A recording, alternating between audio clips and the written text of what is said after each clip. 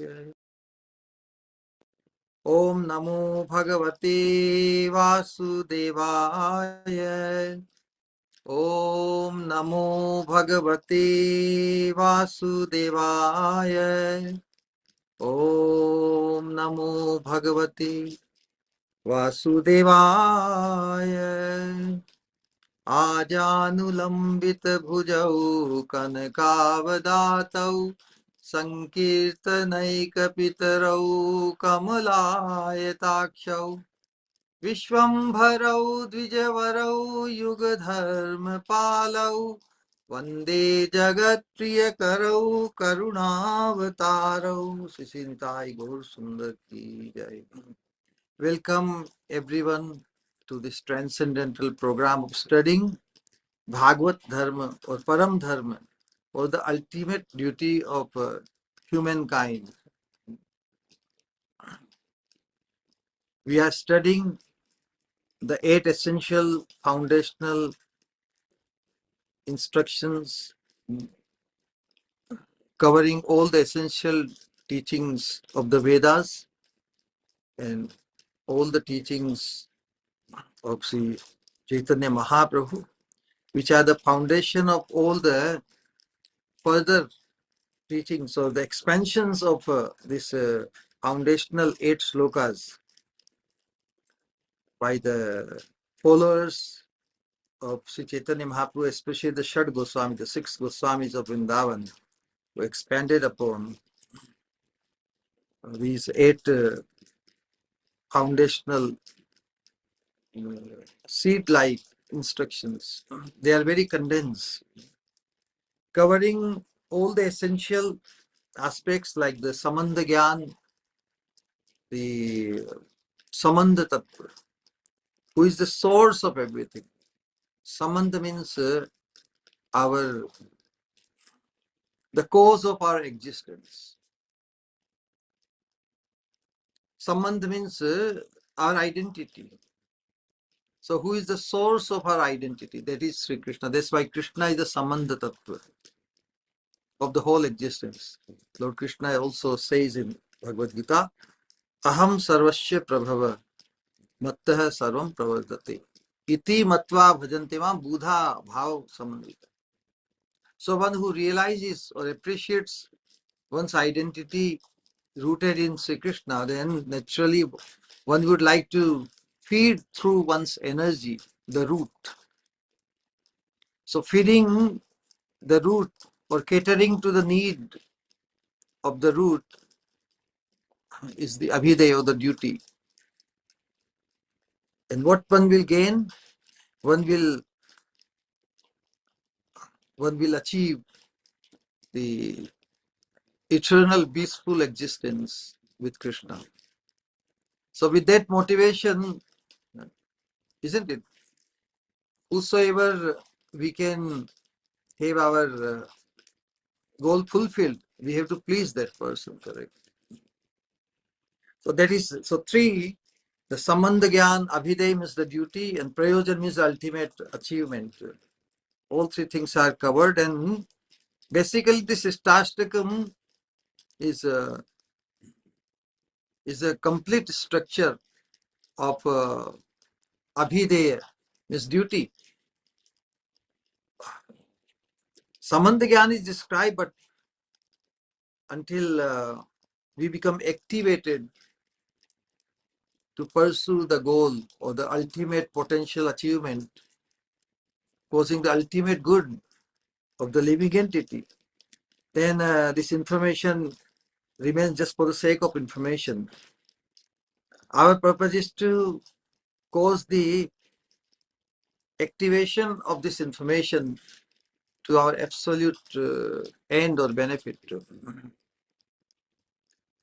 So with that regard, the sadhana bhakti, which is divided in 3 stages, or the process of pure devotional service rather, it is divided in 3 stages.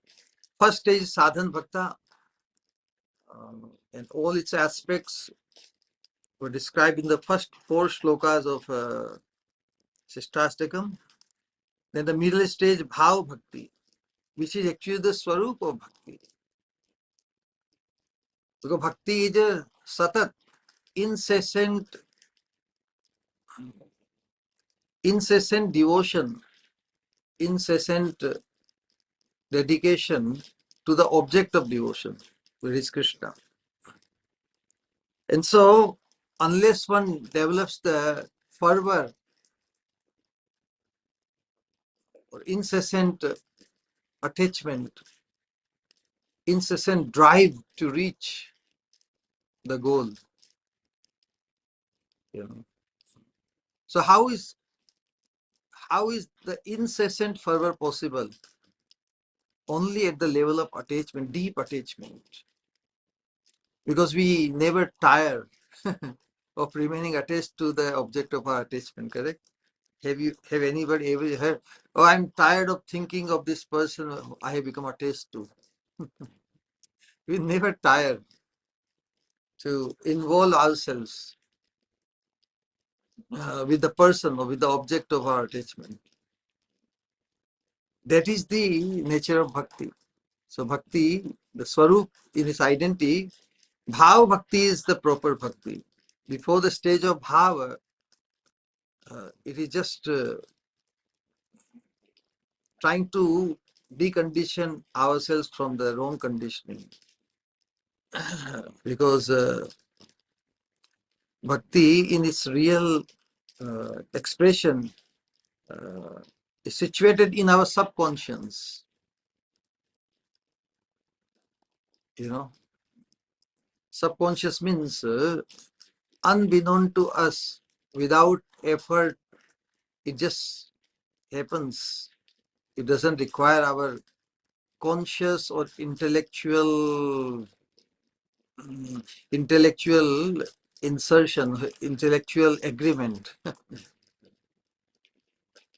It transcends the level of intelligence. That is the nature of real bhakti.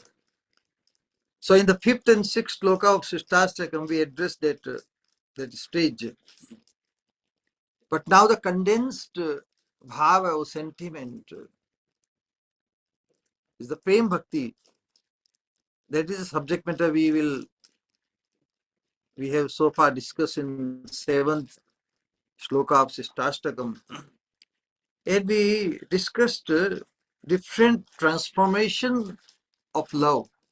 That was very interesting thing. Now, as sadhakas, it is very important. We are in the conditioned state, and we are still in ajat rati state. Ajat rati means the rati means bhava, and the first sprouting of rati is asakti, correct? So we have barely touched the point of even asakti. So when we discuss this point of prema bhakti, that is too far away still. But still, for the sake of appreciating how far away still we are, but even if we come to the middle stage of bhava bhakti, even from there, reaching the stage of prem bhakti is still quite far. From us, definitely is quite very far. Still, why we are discussing prem bhakti if it is so far? Only to increase our fascination and realizing if we can appreciate the possibility of realizing that status which becomes experienceable at the stage of prema. And of course, our immediate target is to reach towards the bhava bhakti. So what happens at the stage of bhava bhakti in this world, with this body, with this present body? In Raganuga Bhakti, as for Madhur Bhava, we are targeting Sri Radha Rashyam, right? The highest sopan or highest status in attaining the perfection of our human potential, to attain the maid servanthood of Srimati Radharani.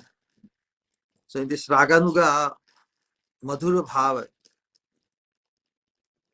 Our contemplation, even as a sadhaka, is of our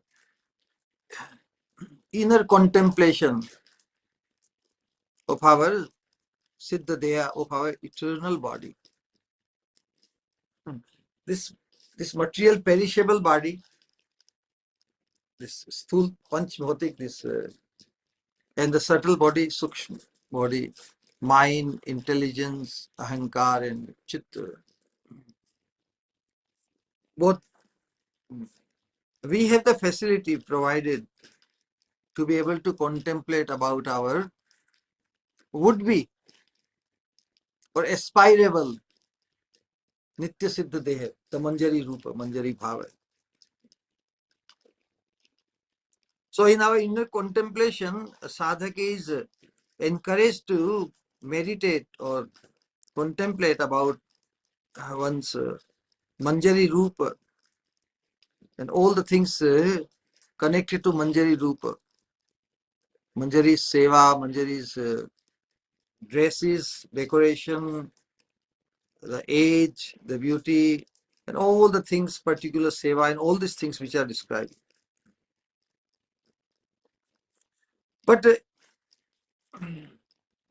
during our sadhak deha, during this present body, we can, the level of devotion can reach only up to the level of bhava.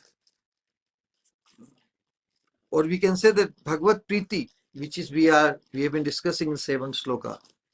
Bhagavad Priti or love of Krishna. Now, one thing, now all these nomenclatures, different, they are all love of God, you know. Even bhava is also love of God. Priti is also love of God. But even different gradations, rather than becoming too technical in trying to understand everything in detail, they are all different nomenclatures of love only. So basically,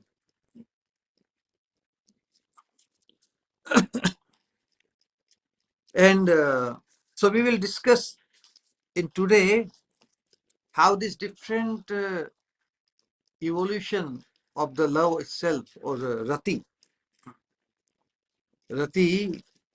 increases, and even up to the stage of Mahabhav, which we will discuss, will come to this. And if we have some time, we will enter into the 8th sloka today. It is very, very amazing.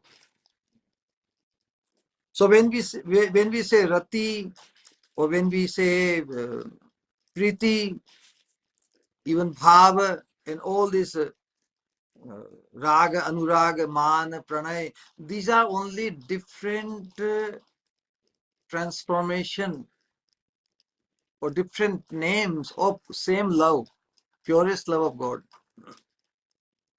They are all different nomenclatures of love. They are nothing but love only on the absolute platform, because all these things are not anything in this material world.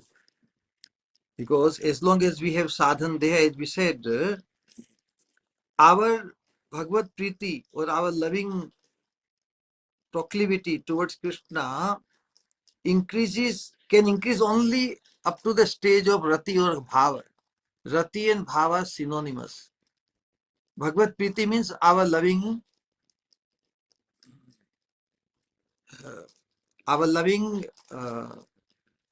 inclination towards Krishna increases up to the level of bhava. Now, before we enter the bhavrajya, the kingdom of bhava, our body cannot take on, cannot tolerate the fervor of bhava. The sadhak deha, it just falls out. This is the rule, because nobody experienced the level of love in this material world. the stage of bhava itself is so intense that just the mature stage of bhava, that's the maximum one reaches. So before, so that's why it's very rare that somebody is able to experience the level of love, or one is able to tolerate the fervor of that intense bhava due to separation of Krishna. And in our case, separation for Srimati Radharani and also Yugal together. And that's why this inner contemplation is very, very essential. Now, what we studied, the internal transformation of a bhava. So, when the 5 levels, because of 5 basic sthai bhavas, Shantarasa, Dashyarasya, Sakhyarasya, Vatsalya and Madhur. Now, the Priti, or the loving inclination, that extends only to the level of Rati or Bhava, is indicative of Shantarasa that we studied, correct? Rati. Rati we experience. Rati is the limit, or Bhava is the limit which we experience as a sadhak in this material body. Now then we discuss that the Priti that extends to the level of Prema is indicative of Dasya Rasa. Dasya Rasa. At the level of Prema, because those who are in Shanta Rasa, they are only appreciative of Krishna's beauty and sweetness, because there is no actual Prem, because Prabhupada translates Prem as pure devotional service, because in Shanta Rasa, there is no tendency or proclivity, no inclination, no motive, no moving forward for rendering some devotional service. That's why this it is merely the loving or appreciative inclination that is in Shanta Rasa. But in Dasya Rasa, the Priti extends to the level of Prema, forward, hankering to render some devotional service to Krishna. And we also use the example of Subhadra Devi, that her love for Krishna was so intense that even when her son got killed, in spite of Krishna's presence, her love was not perturbed. Sarvatha dhvans rahitam satyapi dhvans karne yad bhav, such a bhava between the couple, this is of course in relation to conjugal love, but no matter what happens, once gaurav, one's confidence in Krishna, or the object of one's love, object of one's priti. So for Subhadra, it is Krishna, correct? So she knew that without Krishna's sanction, her son Abhimanyu could not have been killed. Yet her prema, her love for Krishna was not affected. This is a symptom of prema. Now onward, whatever we are describing, these transformations are in the spiritual realm only. The further transformation of prema, but for time we will understand them only as love only. So in pranaya we studied the definition of pranaya, that what happens when prema or love is imbued with an exceptional feeling of intimacy known as Vishramba. Vishram is nisankoch, complete trust, and without any sankoch. Sankoch means exceptional feeling of intimacy, closeness, no sankoch, no hesitation, There's a particular word for sankoch in English. Sankoch means to shy, but without any shy, without any sankoch. That much India, that much confidence, that much vishwas. That's called pranay. So when pranay is present, there is a complete absence of awe and reverence towards the beloved, even in the midst of a circumstance which would normally evoke such feeling. So much confidence. So that is called pranay. So pranay is only one transformation of love only. So we will just coming just for sake of appreciating the variegated nature of love. So pranay is also love. You know, it's based on complete absence of awe and reverence towards the beloved, even in the midst of a circumstance which would normally evoke such feeling. It's like someone's child, or he becomes the president of the country or prime minister. When he comes home in his same attire as a president, do you think the mother or father will just start behaving differently towards him? No. So that kind of thing. So the cowherd boys, friends of Krishna, they are so close to him that even Krishna manifests some opulent aspect. They say, oh, this is our buddy. Yeah, he can do many things, because when he was born, the astrologer told that he will have the avesh, he will do Herculean activities. But that doesn't mean that he's any different from us, like that.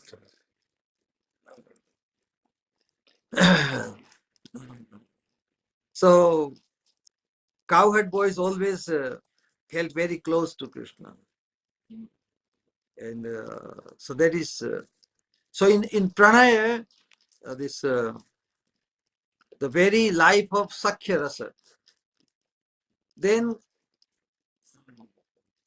comes in the stage of mana, as we studied the loving anger, and we also studied sneha. So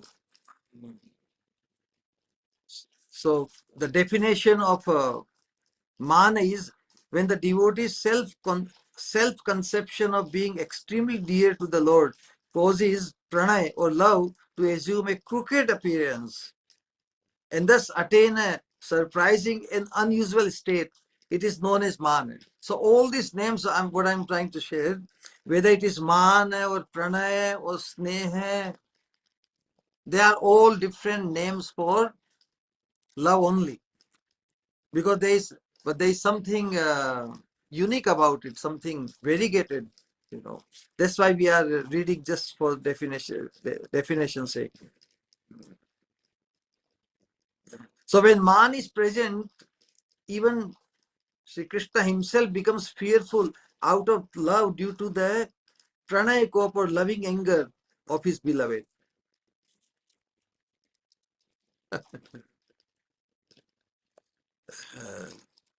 Then in the stage of sneha means only that prema which melts the heart to an abundant extent is called sneha. Due to the appearance of sneha, even slight contact with the beloved gives rise to a great profusion of tears. One never feels satiated in beholding the beloved. And although Sri Krishna is supremely competent, the devotee becomes apprehensive that some harm may come to him because of the sneha, that level of inner love. So these last two symptoms are especially observed in Vatsalya Rasa, correct? In Vatsalya Rasa, parents are always concerned. Although devotee is very competent, very uh, capable, everything, but the devotee becomes apprehensive that some harm may come to him. And in man also, so these last two symptoms are especially observed in Vatsalya Rasa, Sneha and Mana. That's why we studied. So, as an example of Sneha, like parental affection of Mother Yashoda, you know, in the Kurukshetra, although Yashoda went to Kurukshetra with an overwhelming desire to see her son. Generally, people go to pilgrimage place to see the Lord, correct?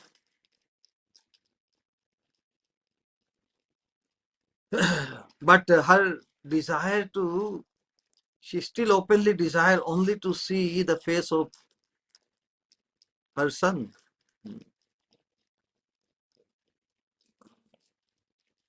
Means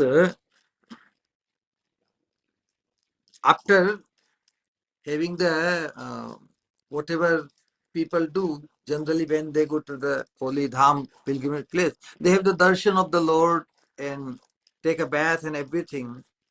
Of course, Mother Yashoda did whatever after obtaining. But for Mother Yashoda, in spite of having completed her bath, did not hanker for darshan of even Bhagavan. She desired only to see the face of her son, Krishna.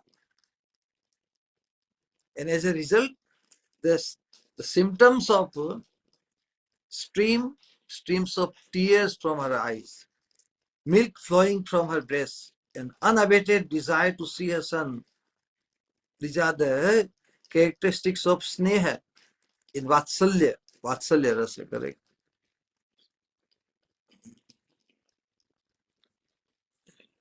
Now the remaining Rag, Anurag, and Bhav, Mahabhav.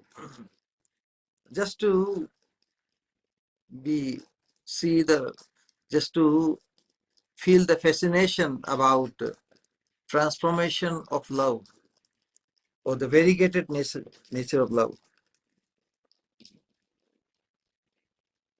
Just to relish the most amazing variegatedness of love, we are studying them, No need to be so concerned about the technical differences between them at this stage, especially at this stage of ours. But in the future, in our self-study, we'll become and remain ever eager to relish them more and more and more. They are very relishable. This is just little synopsis. So at the stage of rag is also prem, but it a further evolved nature. What is the definition? Sneha, which Mother Yashoda felt, tears from the eyes, spontaneous, the milk coming out of her breast, and her intense, unabated desire to see her son. These are the symptoms of sneha in Vatsalya Rasa. So when that sneha that is endowed with intense longing,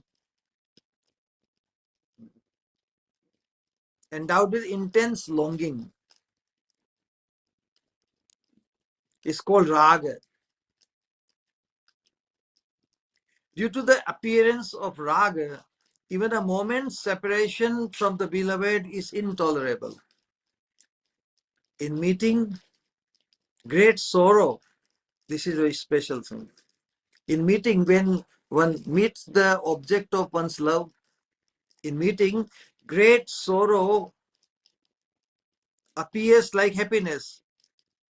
Or in the process of meeting the object of one's love, even one has to withstand a great sorrow. Even great sorrow appears like happiness. Whereas in separation, it is just the opposite. That is great happiness, apparently of different kind, comfort and things. Great happiness becomes a source of unbearable distress under the circumstance of separation from the beloved. In separation, if one is given the best things to eat, best comfort, leave everything, but separation, even the best happy situations appear or feel like most miserable. But in the anything that brings the meeting of the beloved, even the most painful apparently situation appears also very happy. So there is an example of how Radharani is.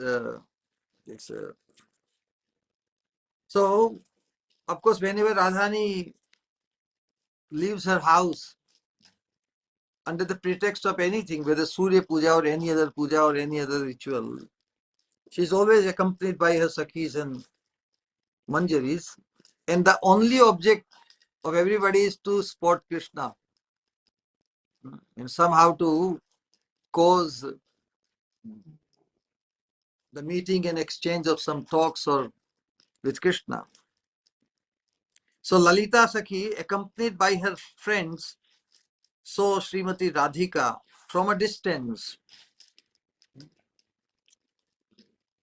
savoring Radha's rag, love, rag we are discussing, savoring Radha's rag. Lalita said to her friends, "Oh Sakhi, just see, it is midday at the height of summer. The terrain of Govardhan is rugged and uneven, and in some places the stones are as jagged as swords. The stones are like blazing coals at this time of the day due to the intense heat of the sun." Very uncomfortable situation Radha is there. But what she is absorbed in, although Srimati Radhika, standing at the edge of Giri Govardhan, is experiencing unbearable pain, she is merged in the ocean of bliss by beholding Sri Krishna from a distance. Krishna, who is grazing the cows nearby in great happiness, surrounded by his cowherd friends. Radharani, absorbed in the bliss of seeing Krishna, it appears to her as if her lotus feet are placed on a bed of soft lotus petals, and thus she is not moving even an inch. Who can tolerate such an uncomfortable situation? Scorching heat on the top and stones, burning, but Radha is feeling very comfortable because from that vintage point she is able to behold the object of her prema raga. So in this example, the pain resulting from contact with extremely hot, jagged and hard stones is experienced as happiness because of seeing Krishna, the meeting. This is the symptom of raga. Now anuraga. Anuraga is extension of raga. So they are all different name of prema only. Only that raga or that love which causes its object of affection to be experienced in newer and newer varieties at every moment.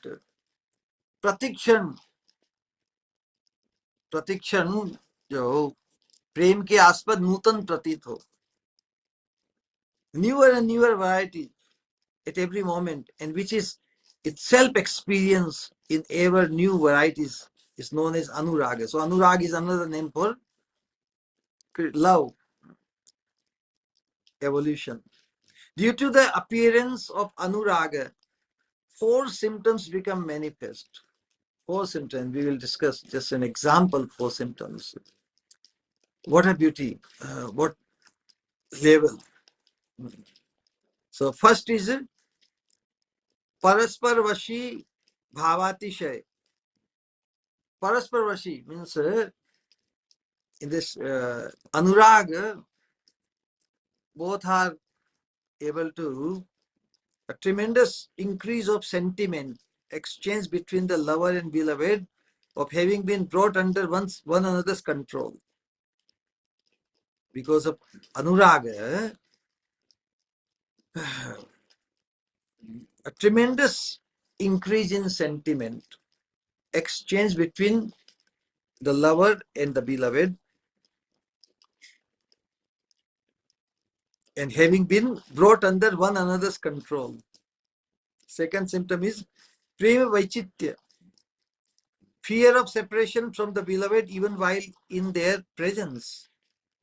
Third symptom is apranini api janma lalasa, the desire to take birth as inanimate objects that are connected to Sri Krishna, like the flute. Flute is inanimate, correct?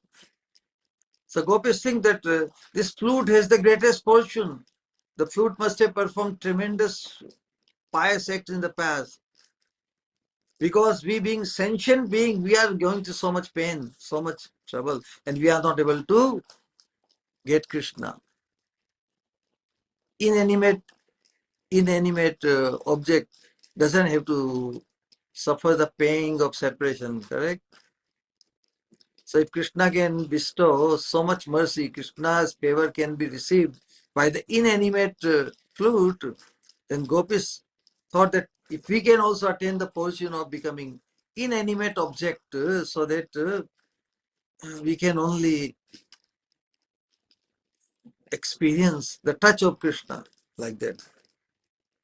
Then the fourth symptom is Vipralambe Vispurti. Vispurti. In separation from Sri Krishna, the beloved begins to see Krishna everywhere. Vispurti. The extension, expanded Spurti.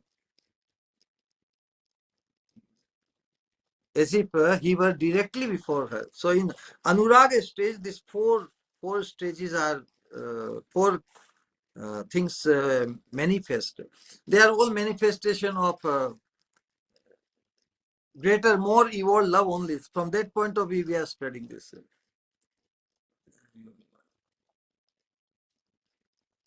So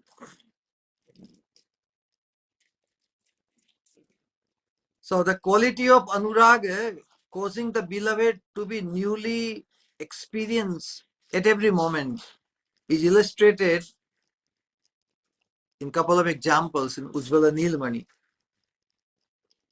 You know, seeing Krishna from a distance at Danaghati. Danaghati, where Krishna just stops all the gopis to pass and collects the tax.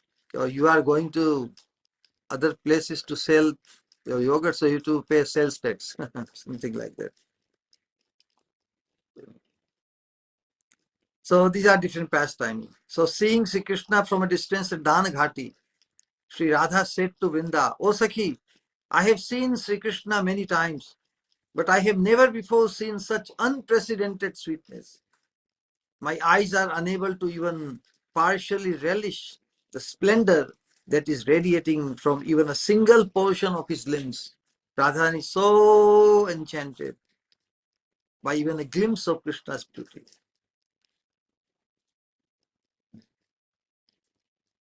Second example says, once while talking about Krishna, Sri Radha became overwhelmed by intense longing that incited in her heart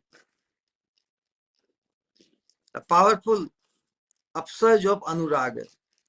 She began to speak with Lalita. Radha is addressing Lalita, expressing how her anuraga intense every moment, experiencing new thing about Krishna. O thin-waisted girl, Krishodhari Lalita, who is that person who goes by the name Krishna, name of Krishna? When those two syllables enter my ears, my gravity completely vanishes. The Lalita says, Lalita thinks that she is blinded in love for Krishna. Of course she is. But still, when the friend tells the other friend that you are blinded in love with someone, that only increases the joy of the hearer. Na? So Radharani must be feeling very pleased. Oh, my Sakhi also thinks that I am blinded in love for Krishna. Lalita said, "Oh, you who are blinded by attachment, Ragandhe, what are you saying? Hmm?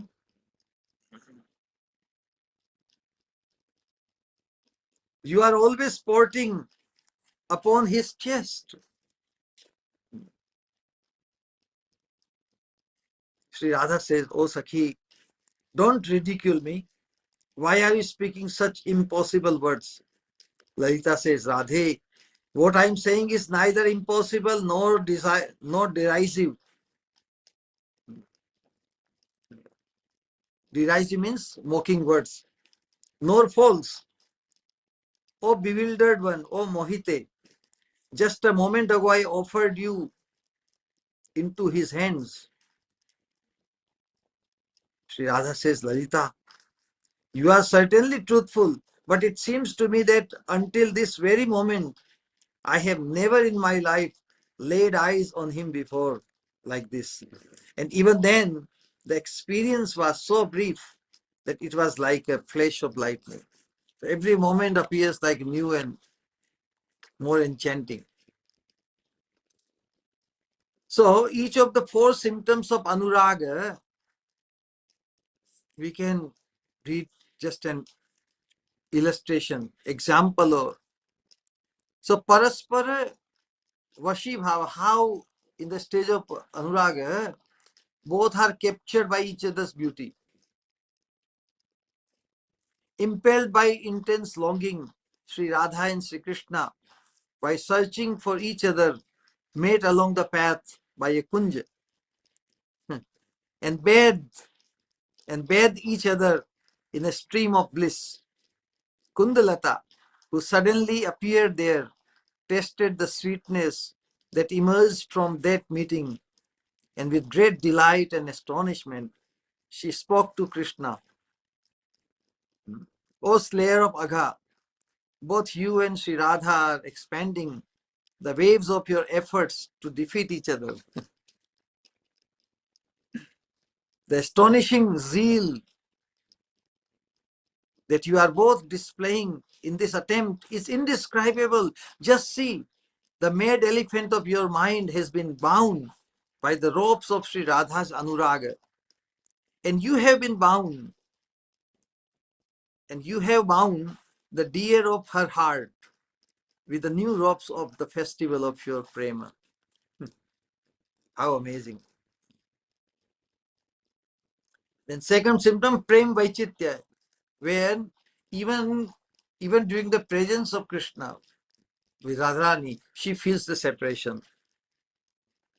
Prem vaichitya sanjastu vipralambhatu vakshate. So this is one symptom of separation, correct? So the distress that is experienced, due to the asas means feeling, So the distress that is experienced due to fear of separation or the possibility of fear of separation, even in the presence of the beloved, brought about by the inherent nature of an exceptional quality of prem, is known as prem vaichitya. This is unique kind of prem, intense prem. So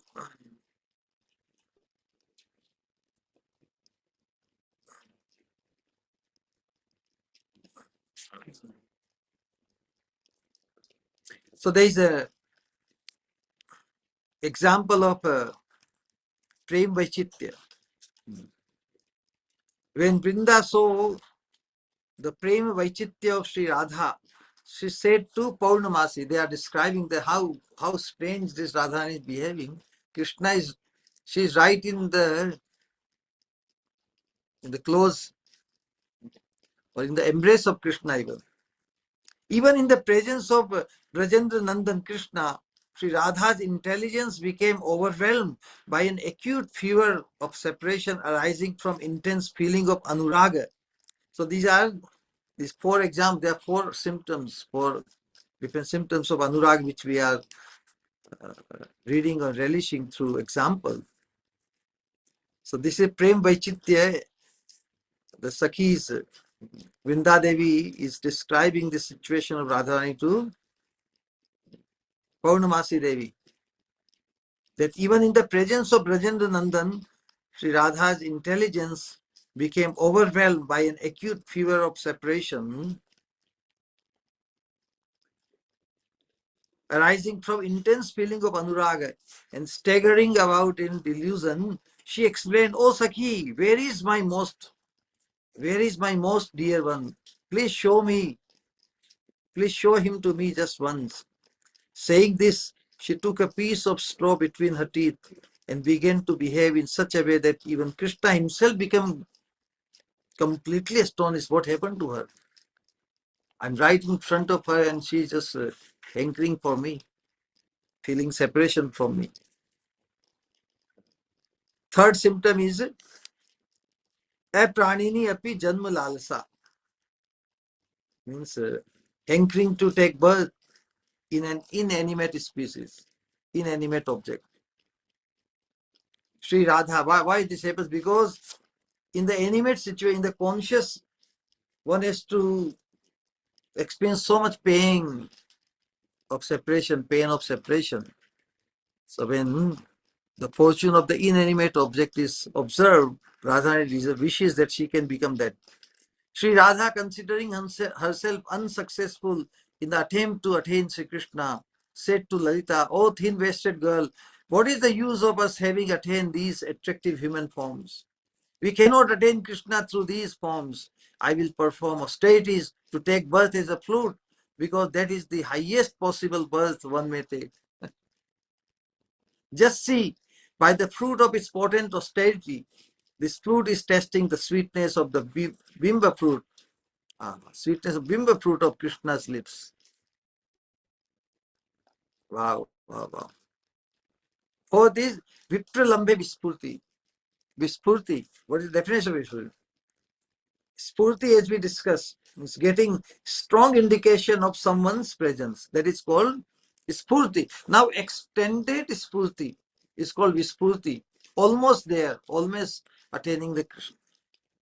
So, Spurti lasts for a small time, not so intense, but Vispurti lasts for longer, very intense, and almost, one feels like almost there.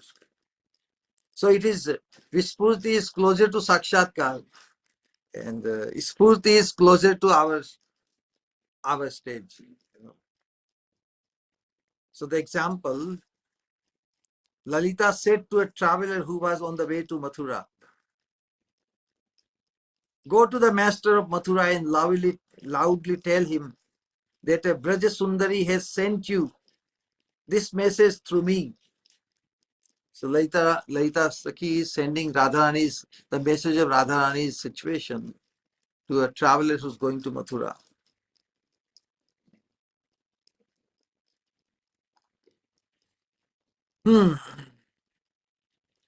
So Lalita Sakhi is sending this message with a traveler about Radharani, telling Krishna, "Oh Krishna, now that you have gone off to the capital, you may go wherever it pleases you, but why must you manifest your appearances?"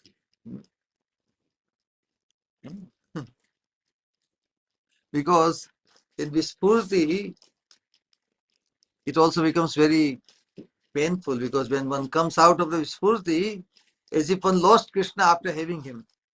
But why must you manifest your appearances, Vispurti, throughout the four directions, and thus again and again harass my anguished friend, Radharani?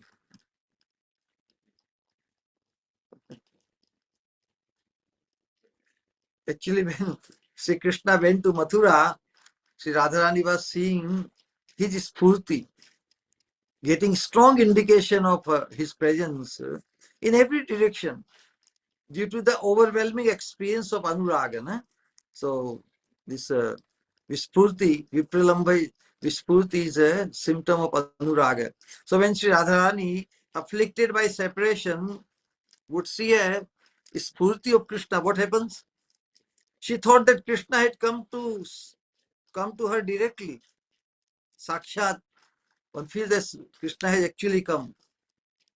So becoming delighted, she would rush towards to embrace him wherever she experienced having strong indication of Krishna's presence. So she rushed toward to embrace him, but the vision would then vanish, and not being able to see him anywhere, she would sink into an ocean of grief.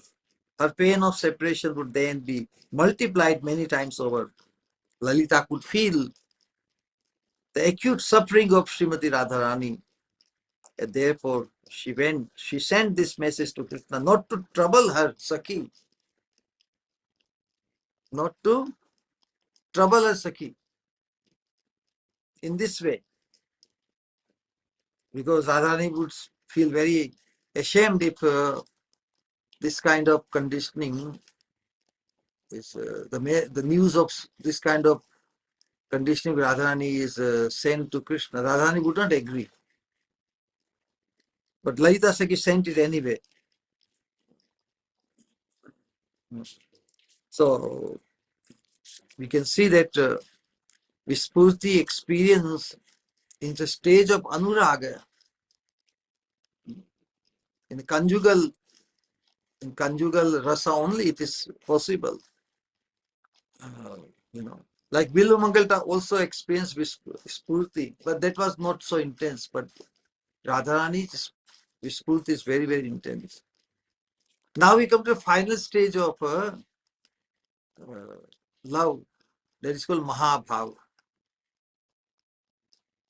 So when Anuraga becomes matchless and filled with astonishment, it obtains a state of complete madness, Unmada, and is called Mahabhava. So in the state of Mahabhava, when the devotee is in Krishna's association,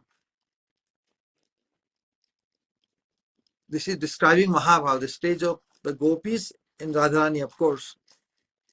In the state of Mahabhava, when the devotee is in Krishna's association, even a moment's obstruction in seeing him due to the blinking of the eyes is intolerable. And an entire millennium, kalpa, appears to be but a moment. In Krishna's association, in a state of Mahabhava, what happens? When a devotee is in Krishna's association, even a moment's obstruction in seeing him due to the blinking of the eyes is intolerable. Wow. And an entire millennium, kalp, appears to be but a moment. Conversely, when the devotee is separated from Krishna, even a moment appears to be like a kalpa, long time. In the state of Mahabhava, both in union and in separation, the sattvika bhavas are displayed up to their highest possible limit of intensity, known as Mahabhava. So Mahabhava in a Milan, when Radha Krishna together, you know, so all this variegatedness of Radharani's different bhavas become manifest, Prem Vaichitya and different things, and especially Madanakya Mahabhava. So this Madanakya Mahabhava manifests only during Milan. The same that Madanakya Radharani's Mahabhava, during the time of separation, the transformation is Divya Unmad, which is like Brahmar Git. Radharani expresses the pain of separation. Correct?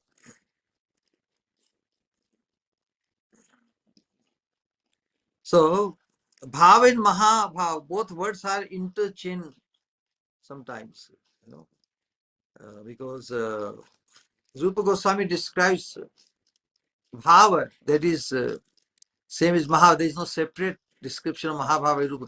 Jeev Goswami describes Mahabhava. There is no separate description for Bhava, because Bhava, as we understood, even on sadhak stage, we attain the Bhava stage. But the further transformation of Sneha, Man, Pranay, Rag, Anurag, it is Mahabhava.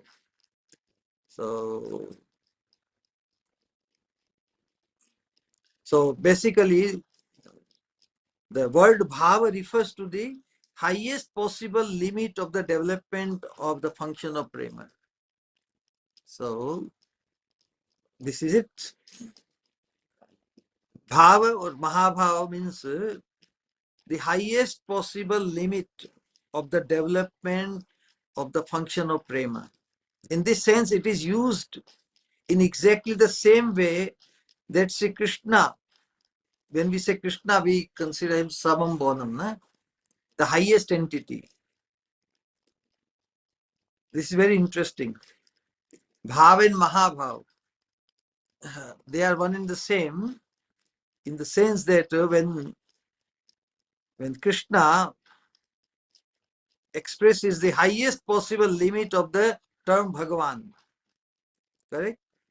When you say Krishna is the highest possible limit of the term Bhagavan, correct? The word Mahabhava is sometimes used elsewhere and should then be understood in the same sense as the term Swayam Bhagavan.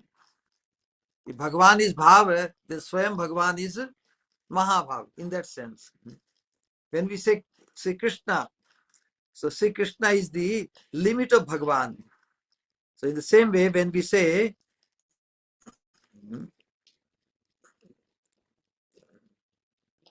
so this Bhav and Mahabhav, same as the term Swayam Bhagavan.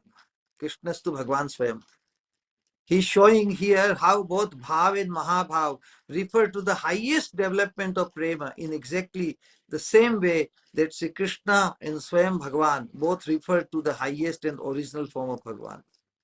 How wonderful. But still, the definition of Bhav is also given by Rupa Goswami in Bhakti Rasamrita Sindhu in Ujjwal Nilmani,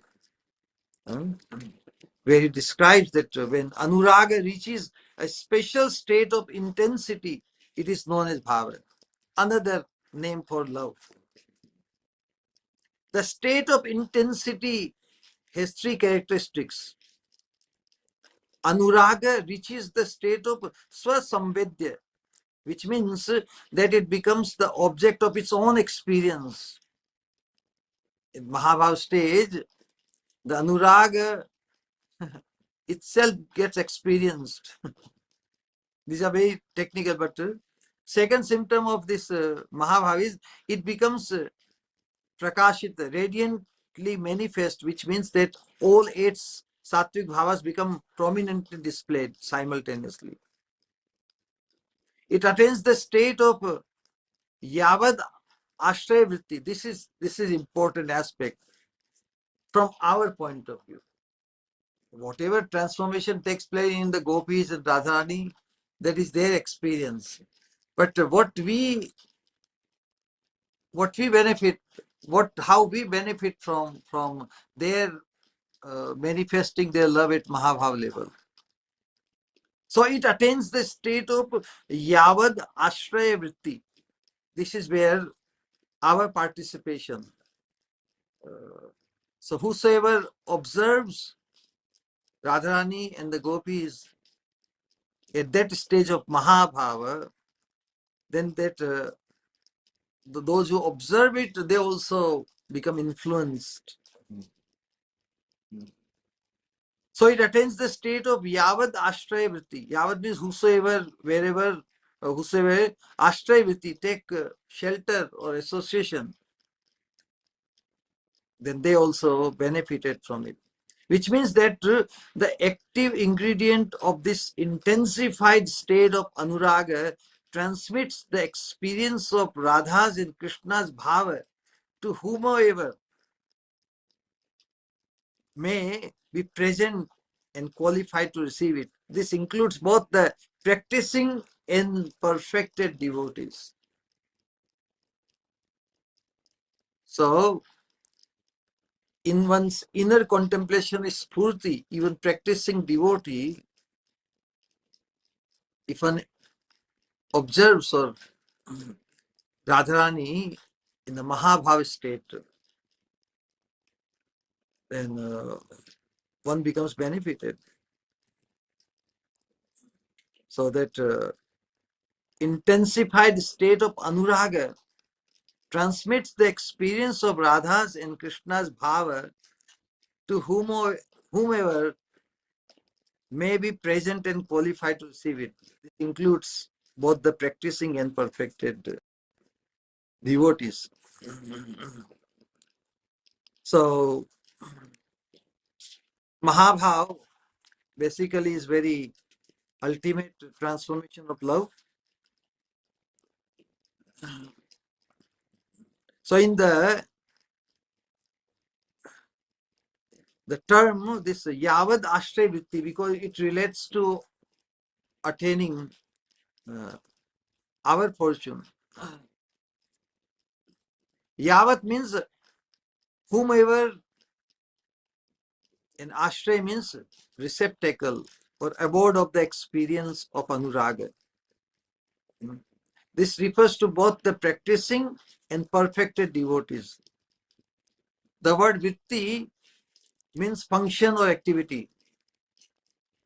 The function or transaction that extends its influence to whomever who is in a position to receive it is known as Yavad Ashray Vritti. When Anuraga reaches the zenith of expression in Radha and Krishna and extends its influence to the hearts of whatever devotees may be present, then it is said that Anuraga has reached the state of Yavad Ashray Vritti. This much should suffice, appreciating the different expressions in the stage of now. So, as we discussed, that this prema has two aspects. Vipralamba means separation, and the milan. So basically, as a sadhaka, we will experience this vipralamba, and that is also the message of Mahaprabhu. It is essential for devotees, all of us, in the stage of practice to cultivate the mood of separation. And because we have never experienced, we have never experienced meeting with Krishna directly.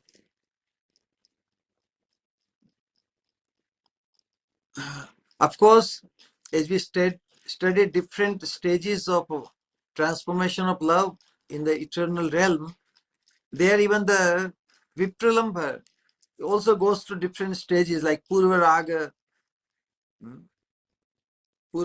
then Mana, and the Pravas, all these things. But as far as we are concerned, who have never met Krishna, so how we develop the feeling of separation? Krishna has been only paroksha for us, no? So our feelings of separation will come only in the category of Purvaraga. Purvaraga literally means the stage of being before meeting Krishna.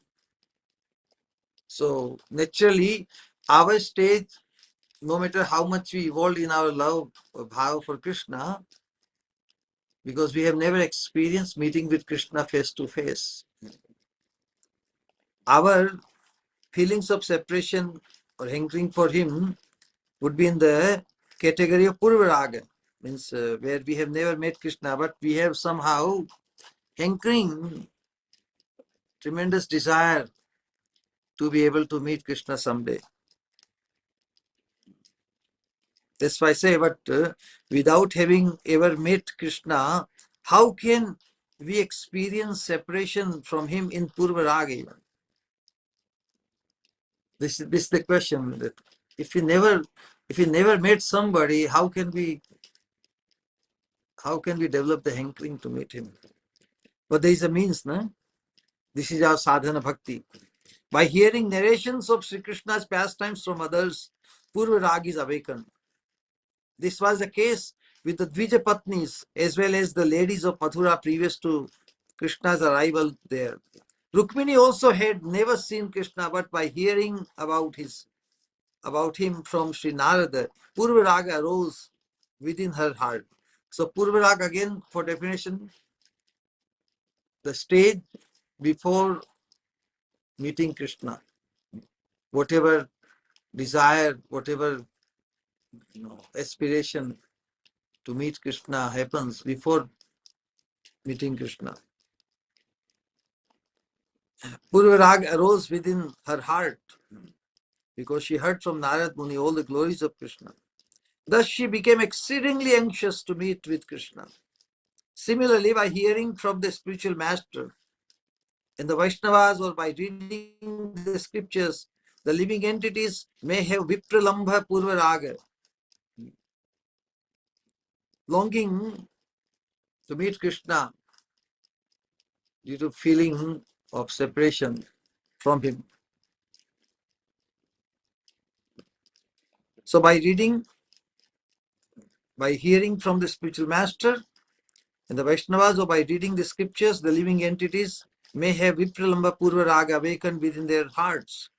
The living entities have qualification only up to this extent because they have never experienced meeting with Krishna. Therefore, the other types of separation in the spiritual realm, they are not, we don't have access to that level of experience here. Now, ultimately in conclusion,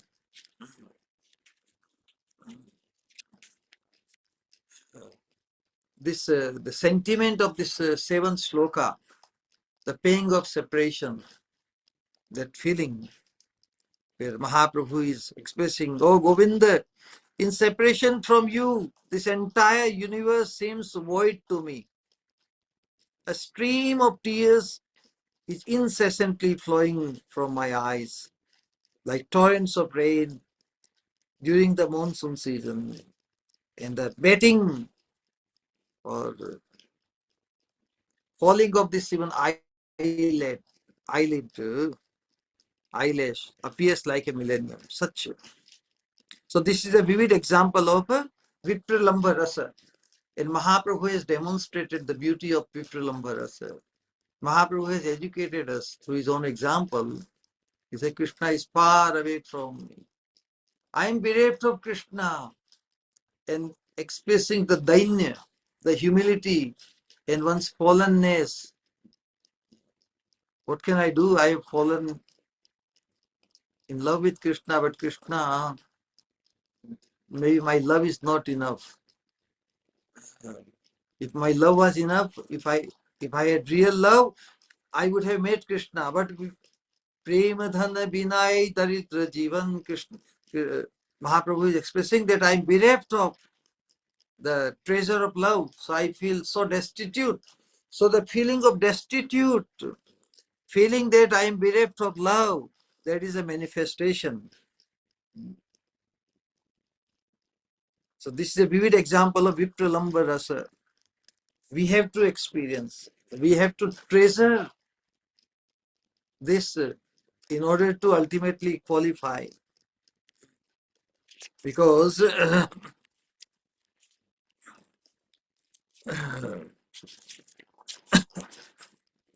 what we are discussing, the subject matter, as a sadhaka, we should be very, very much aware of our identity as a maid servant of Srimati Radharani.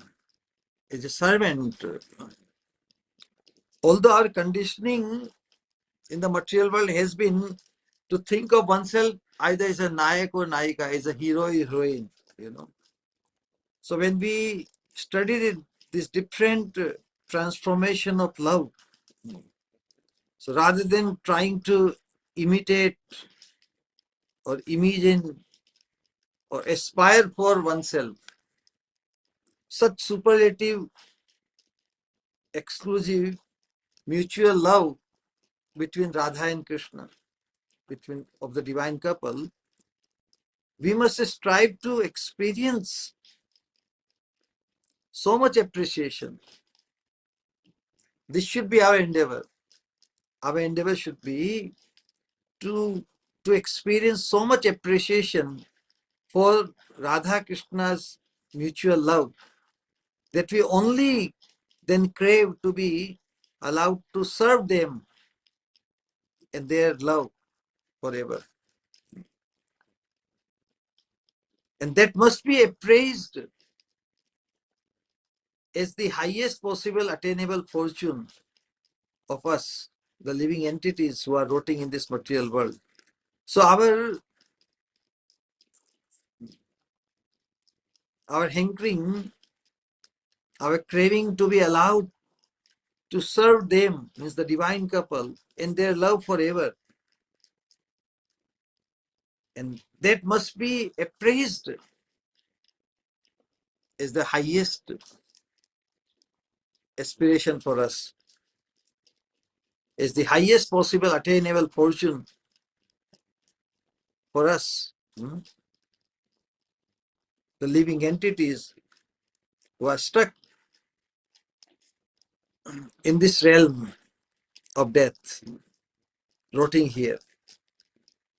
And developing such understanding is an indispensable prerequisite, because how we will be allowed there if we don't have this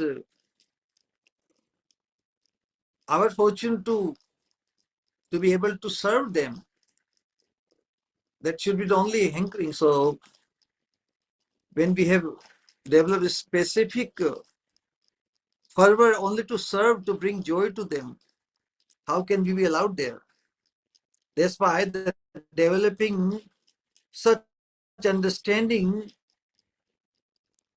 means hankering to attain the service of the divine couple is indispensable prerequisite to enter the realm of understanding the ultimate self-sacrifice. Correct? Understanding the ultimate self-sacrifice. What is the ultimate self-sacrifice? Can we be ready for it?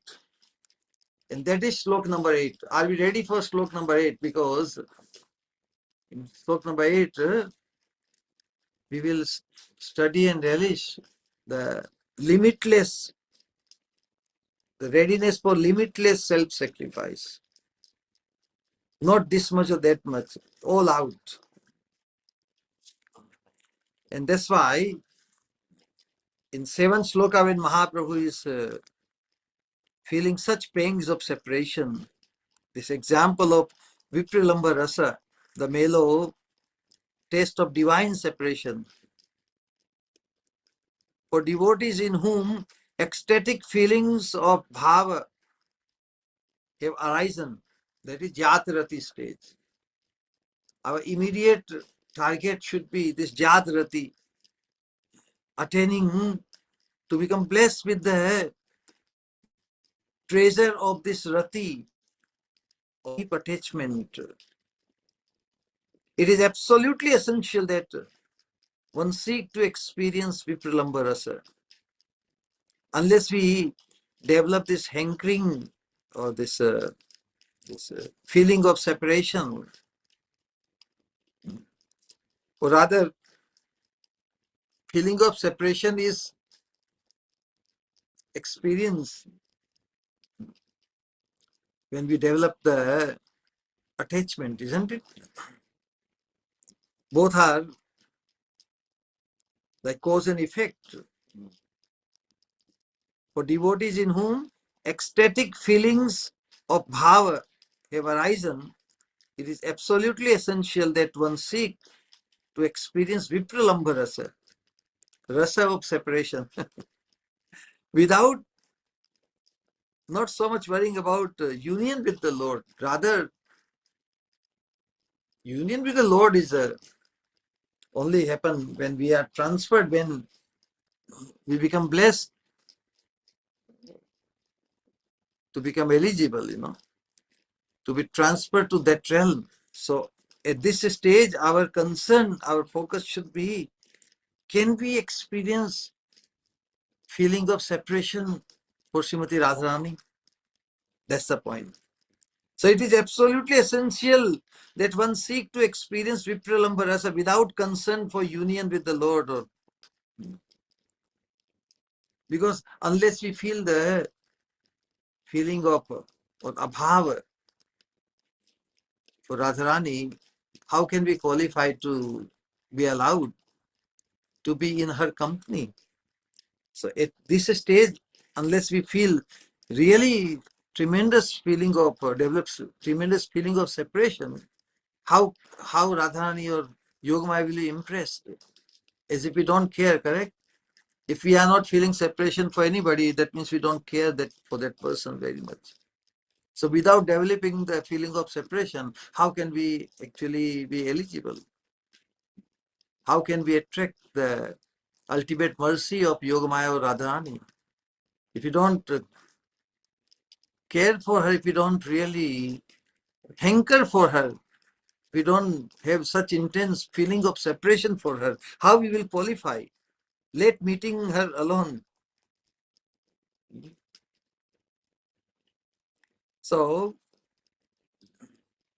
this verse, this seventh sloka, has been cited in order to demonstrate this point of Vipralambha. Feelings of separation that are experienced in material relationship are simply full of misery. See the difference? We may have experienced many times, multiple times, a lot of impressions of feeling of separation. But in material relationship, the feeling of separation which are experienced in material relationship are simply full of misery. Whereas in transcendental Vipralambha rasa, Vipralambha means separation, one experiences supreme bliss within the heart, even through externally, even though externally it appears like intense suffering. Therefore, it has been said regarding the feelings of separation experienced by a Vaishnava. A Vaishnava here, especially in the stage of Jatarati, one who has developed that sentiment of feeling of separation, Externally, it may appear that a devotee is going through intense suffering, but internally he is feeling the separation for Krishna, separation of Radharani. That cannot be anything but peaceful. Therefore, it has been said regarding the feelings of separation experienced by Vaishnava. Jata dekha Vaishnaver vyavahar dukha.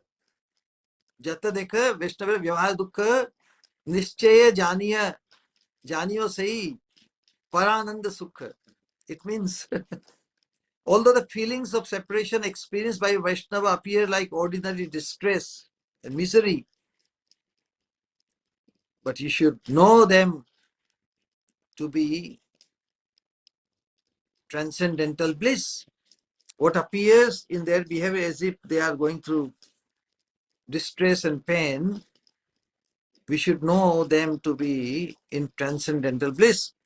So Vipralambha rasa always gives nourishment to the Milan, or it makes the Milan meeting eventually very, very blissful. It gives nourishment to the Milan. So in the condition known as Prem Vaichitya, Prem Vaichitya means that Radharani feels the pain of separation of Krishna even while she is with him. In the condition known as Prem Vaichitya, which comes under the heading of Vipralambha, there is an external appearance of Milan. In this condition, although one is directly in Krishna's presence, one feels intense grief due to the internal conception of separation that is generated by the unique excellence of prema. So at that stage of Mahabhava, it is just such an evolved or confused feeling of separation, even while in the embrace of Krishna. What a conditioning. What could be more, being in more closeness with Krishna than directly in his embrace? And even in that condition, one feels as if one is separated from him. Wow. So this conception of separation that is generated by the unique excellence of prema. This is nature of that prema evolved at that level of Mahabhava. By contrast with this, when one is personally separated from Krishna, remembrance of him is so intense that there is no possibility of forgetting him even for a moment. Can you imagine? In this prem vaititya, this vipralamba bhava of Mahabhava, even when one is in direct embrace with Krishna, she feels the pain of separating from him. This is the nature of love at that stage. By contrast with this, when one is actually personally separated from Krishna, remembrance of him is so intense that there is no possibility of forgetting him even for a moment. This stage is the culmination point of bhajan.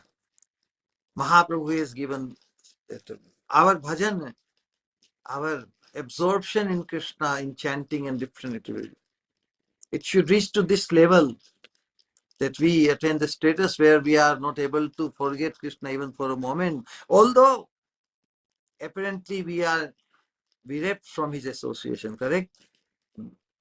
So this is the contrast drawn, that even when we are personally separated from Krishna, remembrance of him can be so intense that there is no possibility of forgetting him even for a moment for us.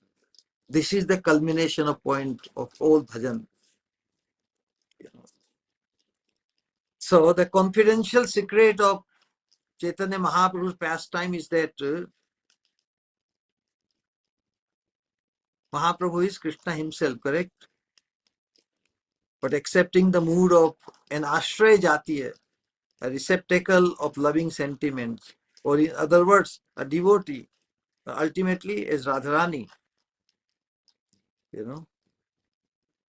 So Krishna, accepting the mood of an Ashraya Jatiya or Radharani, is always situated in a mood of vipralamba, separation. The fullest display of the sentiment of Ashraya Jatiya Jiva, who is seeking to give nourishment to Sambhogarasa, is found in the mood of vipralamba. So in order to nourish the most fulfillment, most joyful, most thrilling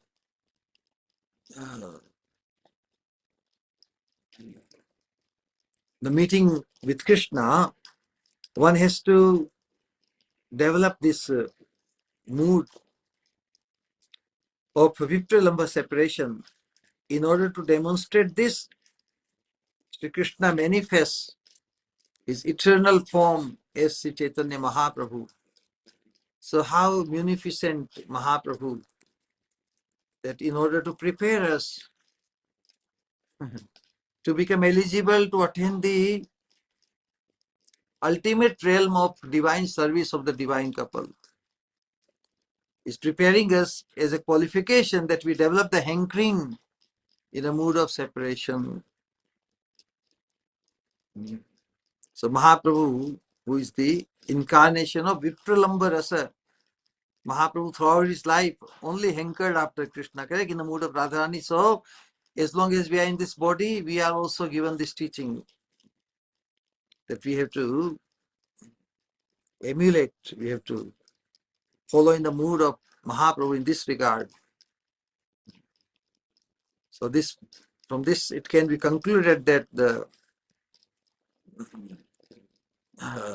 those who hanker after Milan with Krishna, or meeting with Krishna like Krishna's beloved, so that the misplaced endeavors of those who aspire for sambhoga can never become successful. For us, the Mahaprabhu has and his followers, they have established the idealism of our sadhana, that we should feel that we are so develop the mood of separation. and try to feel the joy by realizing or relishing or appreciating the beauty of Krishna so much so that even hankering for him make us experience so much joy. So this is and now in 8th sloka which we will begin today, it is the ultimate conclusion of the steadiness in perfection. The 7th sloka is already a stage of perfection, prema bhakti. But how, in spite of developing the ideal status in separation from Krishna, what ultimately will make us steady? Because otherwise we will only keep on crying and crying and dying. Well, unconditional love is expressed to its highest degree, and that is what we will study in slok number 8. We can begin. Ashlishyava padaratam pinastu mam adarshanan marmahatam karotu va yatha tatha va vidadhatu lampato matprananathastu sevana para.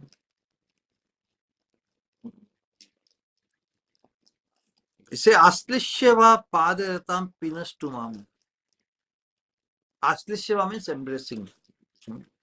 Krishna may embrace me in love, showing tremendous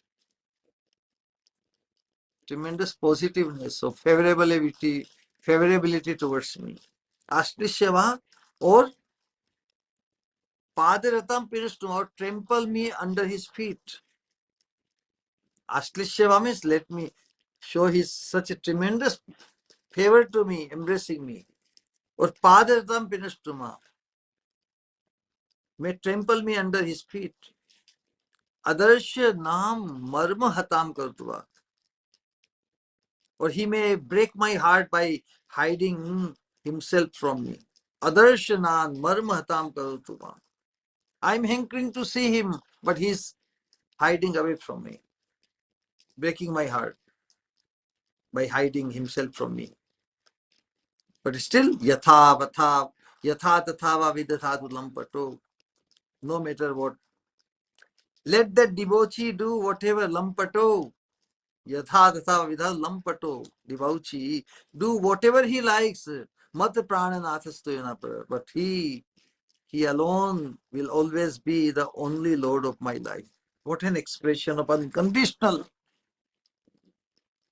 No matter what Krishna does, I am, 40 years ago, when I first went to America, there used to be a song in the radio. I don't know which singer, but that song must have been very famous. I am stuck with you, I am stuck with you. I don't know, some music I never, I am stuck with you, I am stuck with you. So that is the nature explains. We are stuck with Krishna, we are stuck with Radharani, correct? Now, no matter what consequence or whether we get sufficient reciprocation or positive reciprocation or not, but we must feel best off. We must feel most fortunate just by feeling stuck with them. Isn't so? So this is the greatest medicine for us devotees,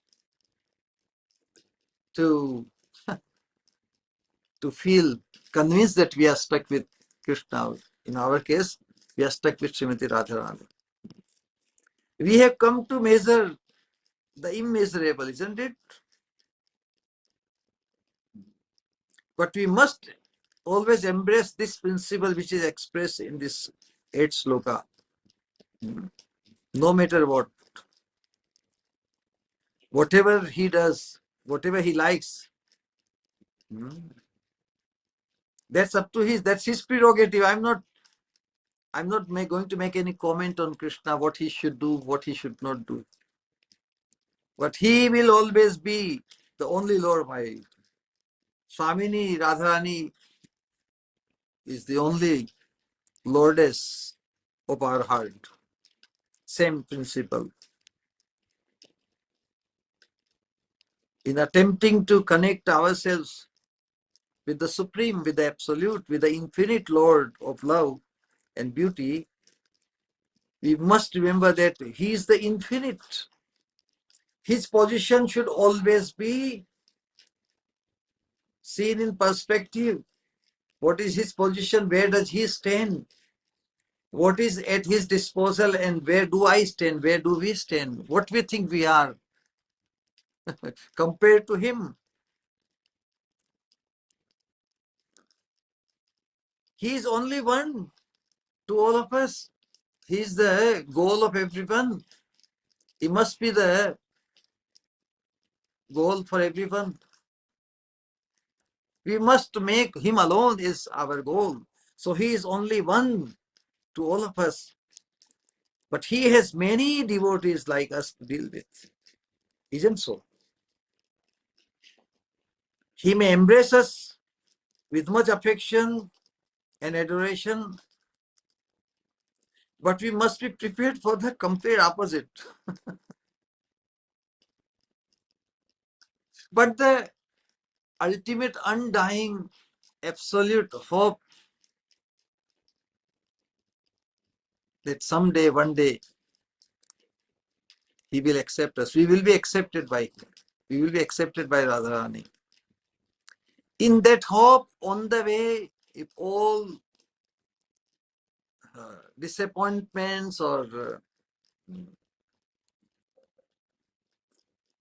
not as expected results come, but we will not drop out. We will continue moving further and further. We must be prepared for the opposite also. It's just a matter of time though. It's not quitting. So this sloka, this determination for the part of a devotee is, we have come this far, we have been stuck with the divine couple so absolutely that it is no going back, it is no turning back. We must stick to his feet. We must stick to the feet of Srimati Radharani. But because Radharani is always most merciful, but here in this sloka, Mahaprabhu in the mood of Radharani is addressing Krishna. So for that part, we can also follow. We can also join Mahaprabhu in the mood of Radharani addressing Krishna. We may stick to his feet, but he may cruelly trample us. We have caught hold of his holy feet with great hope, with our whole heart. Still, we may find that he tramples us and does not care for all our attempts and affection. Wow.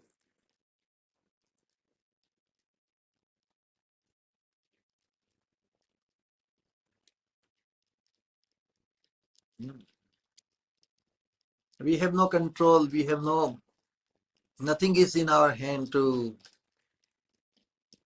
make him favorable to us, correct? How to deal with that person, but what can we do if we become stuck with him? A devotee, a sadhak should have readiness to that level. Yes, we have come this far. So coming this far, we have experienced a lot of positiveness, correct? We have experienced a lot of kripa, lot of wonderful now, but our hankering is ultimately to gain her association, to have.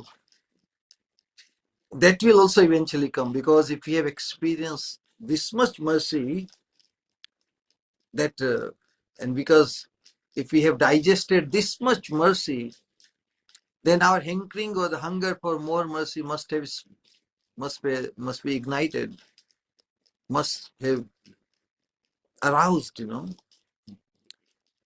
and that alone becomes our hope, rather than figuring out and determining, speculating when Krishna will bestow his ultimate mercy.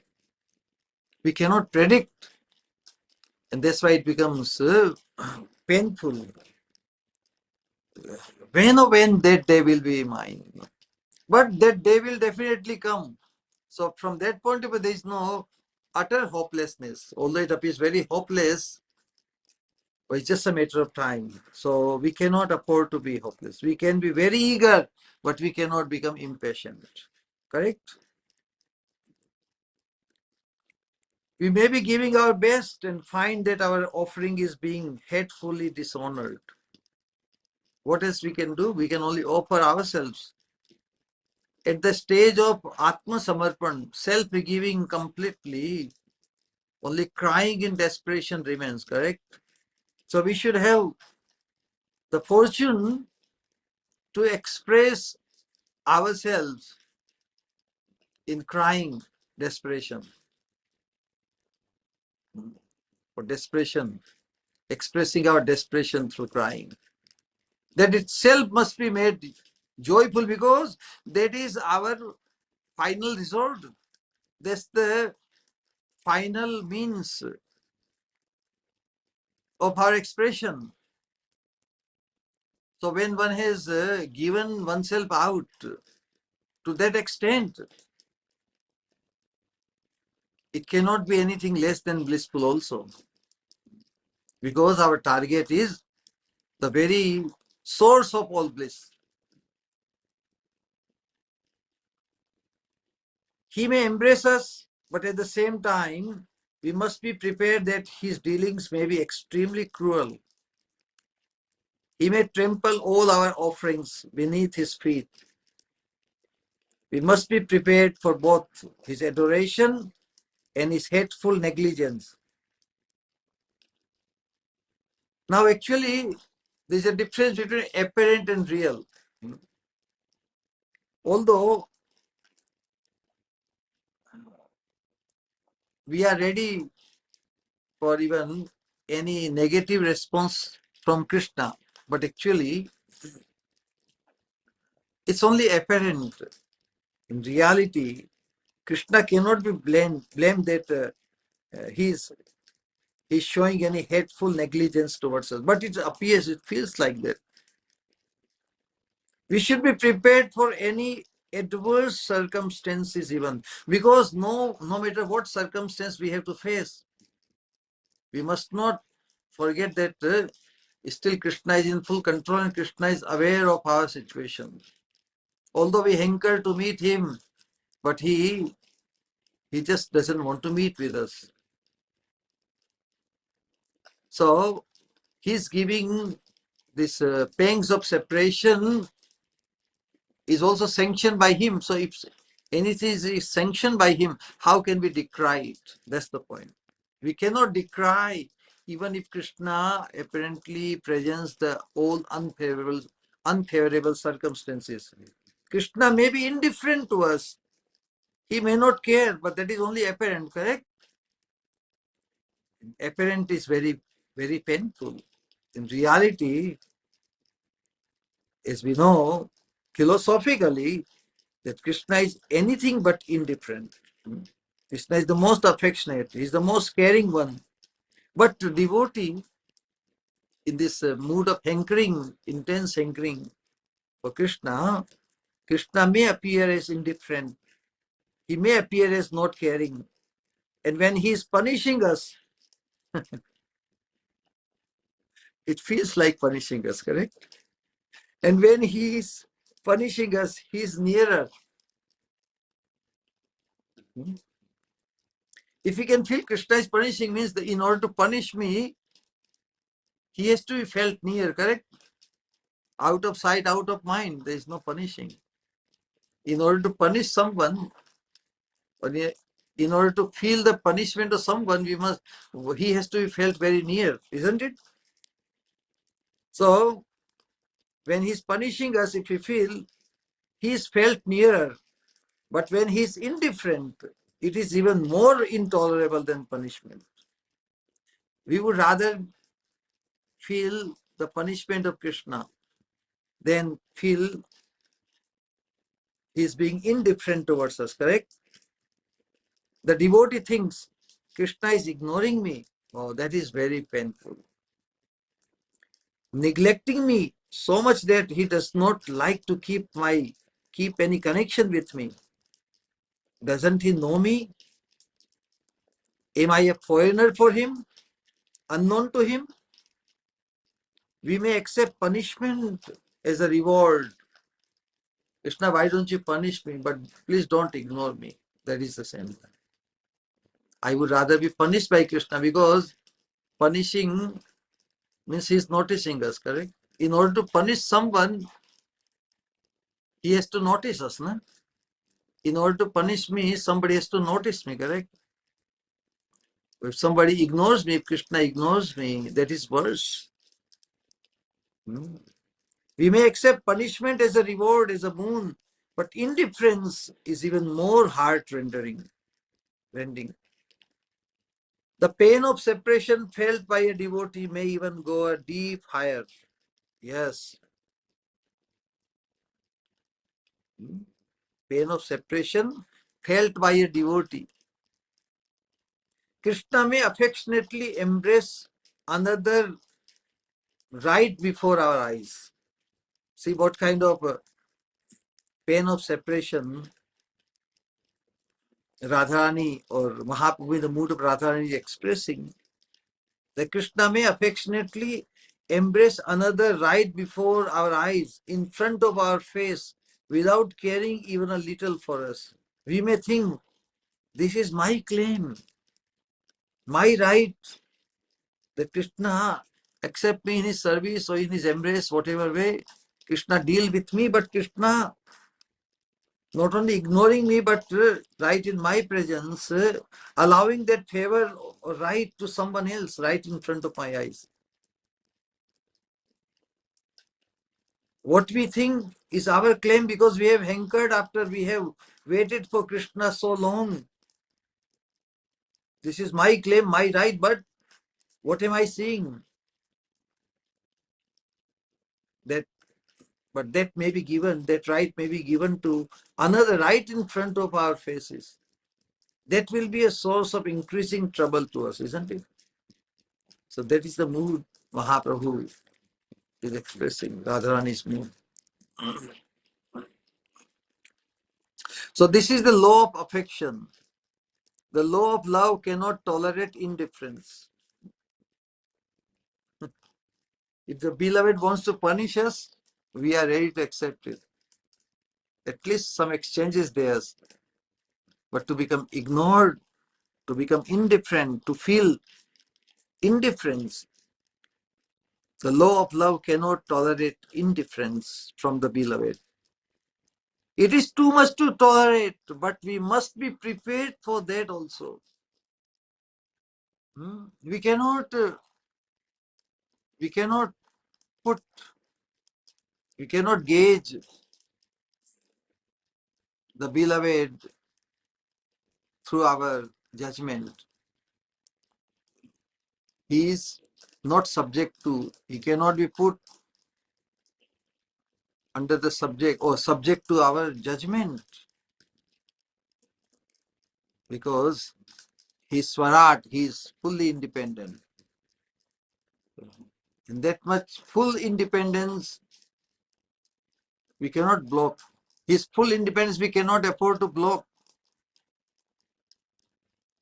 in order to establish our unconditional love for him. Although it may be too much to tolerate, but we must be prepared for that. We must be prepared from the beginning that this is the meaning of Krishna Prem, divine love for Krishna, because he is an autocrat. We have become stuck with an autocrat. What can we do now? So we very happily accept, because whatever an autocrat does is for his own pleasure. Can we comply with his pleasure, whatever way it comes, even at the cost of our happiness, even at the cost of ignoring us? What can we do? He does totally like an autocrat does, without caring for anyone else. So if he doesn't care for us, are we ready for it? As long as it gives joy to him, even ignoring me, if it gives joy to him, which he anyway relishes, should I show my disapproval, or I would accept, okay, may you be joyful. He's an autocrat, he is love. Divine love means mercy. So whatever Krishna has done to us so far, we experience his love only. We experience his love as mercy. If we have experienced Krishna's love in our life, then why should we judge him and expect justice from him? So what is love? Divine love means mercy or justice. Oh, because I love Krishna and Krishna is supposed to love me, so he needs to be just. But if we really experience love of Krishna, that means his mercy. Correct? If Krishna loves us, if we have felt that is his mercy, does he need us or we need him? We need him. And to some level, he has reciprocated and we have experienced his love, his mercy. Now we will judge him that, oh Krishna, you have acted like this before and acted like this then. Now you are supposed to act like this. So you better be justful. No. Divine love means mercy and not justice. We should not expect so-called justice. And what is the criterion? What is the scale of justice to judge Krishna? There is no law there. And we have selected divine love. And we have selected divine love to be our highest fortune. So we must be prepared to be treated with justice or without justice. Write this line on this path. We must be prepared to be treated without justice. If we have at all experienced real mercy, or if we express any iota of love of Krishna in the form of his mercy, that we must be prepared to be treated without justice. We owe our existence to him. So what judgment we should dare to pass on him? We owe our existence to him. Who are we? There is no justice in divine love. It is free. It may flow anywhere and everywhere. This is the very nature of divine love. So we can't make any claim. We have no rights. So this is the nature of the highest thing, and it is extremely rare. But unhesitating adherence to that principle is required from our side. We have to become unconditional. That principle, what is that principle? That Krishna's love, divine love means mercy and not justice. There is no justice in divine love.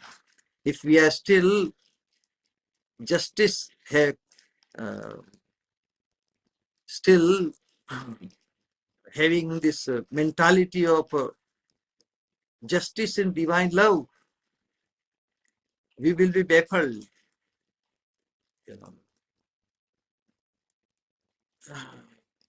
We cannot make any claim from our side. We have no rights. Everything is by his choice.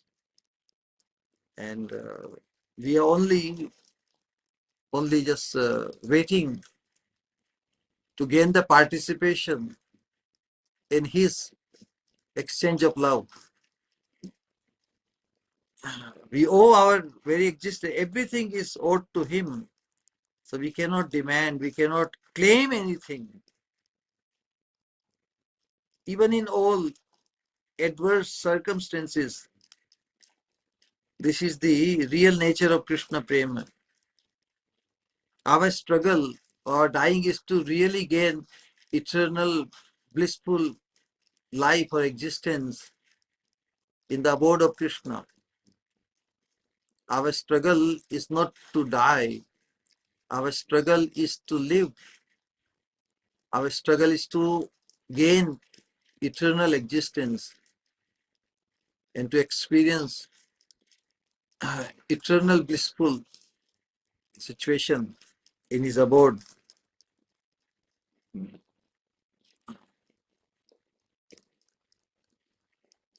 So it is extremely rare. This is the nature of the highest thing, that we have become free from any claiming of right or any claiming of our deserving. Is pure mercy.com. We exist through the pure mercy of Krishna. And that should be our solace, that Krishna has allowed us to survive, live. So our nature should be only to be conducive to him, to be at his disposal. Just to be allowed to be at his disposal should be seen and felt as our highest pleasure.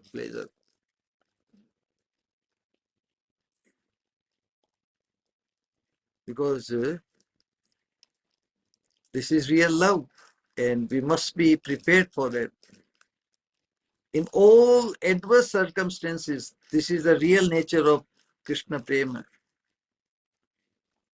If we can accommodate all these different stages, good or bad, then we can enter this exalted plane. Krishna is all good. We cannot afford to judge him anything but all good. Love is above law. Justice is within law. Correct? Is the realm of Krishna the realm of justice? No, it's the realm of pure love. And our participation is only for becoming fully consumed at his condition, through his liking. It is not that we don't have our own liking, but we cannot afford to put our so-called liking to be in conflict with his liking, and his liking is a total free flow, like an autocrat. You get it? Justice is expected to be within the law, within the realm of law, but we are not targeting the realm of law, some Vaikuntha Jagat or any Jagat. We are targeting the realm of Krishna, which is purest love. It's all mercy. Should not be expectation any justice there. Mercy is above law. Prema, divine love, is also above law, but it has its own law. There are certain, there's a attitude in Chaitanya Charitamrita. We come across this wonderful attitude of a devotee, pure devotee, where it is describes, Rupa Goswami describes this. Virachaya mai dandam dina bandho dayamva. So after reading this sloka, we'll stop here and we'll discuss the remaining in the next sitting.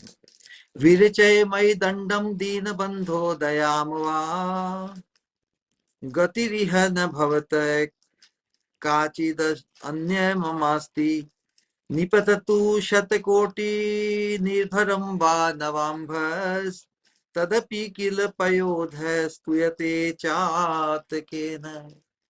What an amazing attitude. Virichay mai dandam chatakena.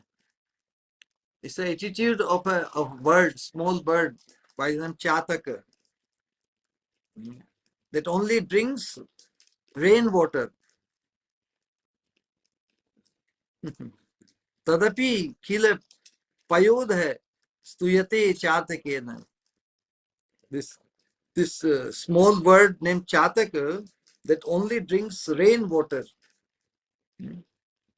It never drinks any water from the earth, from the pond or the river or ocean. There are so many other sources of water, drinking water. Whether it is from the river, fountain or lake, its very nature is that with its mouth upward, always looking up to the rain cloud, rainwater. So Sri Rupa Goswami gives this example to show how a devotee should always be waiting in expectation of the rainwater of Krishna Prem. We will never afford to settle for anything other than that, anything less than the best, other than only the best. So our waiting in expectation of the rainwater of Krishna Prem, Krishna love, and no other love. So devotee prays to the Lord, you are the friend of the fallen, so I have some hope. You may grant your grace or severely punish me in either case. I have no other alternative but to wholly surrender to your lotus feet. So our attitude of surrender should be just like that of the Chatak bird. No matter how much tribulations and tests we are put through, we will never be distracted. We will never disheartened. We will never quit. To move forward only in the direction of love of Krishna, love of Srimati Radharani. This sloka and it goes very, very deep.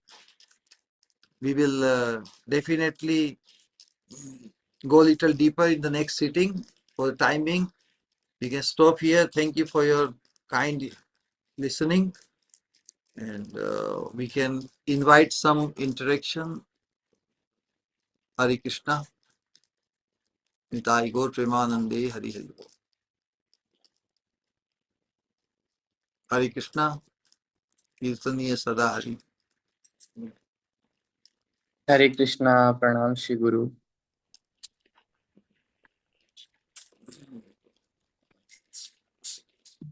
Very, very beautiful Shri Guru. When you sing any shlok or when you sing the Kirtan of Jai Radha Madhav in the beginning, it is like a current in our body flows. Such beautiful, such beautiful your voice. And all the satsang are invaluable, Shri Guru. If anybody would like to speak anything, please kindly unmute. Pranam Shri Guru, Hare Krishna, Hare Krishna. Welcome. and thank you so much for this transcendental, beautiful satsang as ever. And Shri Guru, at last, whatever you said about the justice and mercy, today there were so many things that because of you, we have experienced it in our lives. And also, whenever situations arise, and you are always there for us. And I was today reminded about the situation like couple of years when we had lost our child, and for a minute only I think we were in deep grief, and just the next minute when you spoke with us for a few days, and you removed us out of the situation, and all the people around, they all were talking about this only, Shri Guru. Like what justice Krishna did to you. You at least do so much. And Shri Guru, the way you handled our situation and the way you showed us the mercy of Krishna. I don't know, I have no words to talk about it, Shri Guru. But every time you are always there for us, Shri Guru. And again, you say now that Pratyaksh, yes, Shri Guru, when each day sun rises, I always feel, oh my God, when will I see my Shri Guru in Pratyaksh? And when sun sets, I feel, oh, this day is lost. But thank you so much, Shri Guru, that you come us in front of us through this Zoom session. And thank you is a very, very small word, Shri Guru, but I have nothing else to say. Thank you so much for everything. Pranam. Hare Krishna.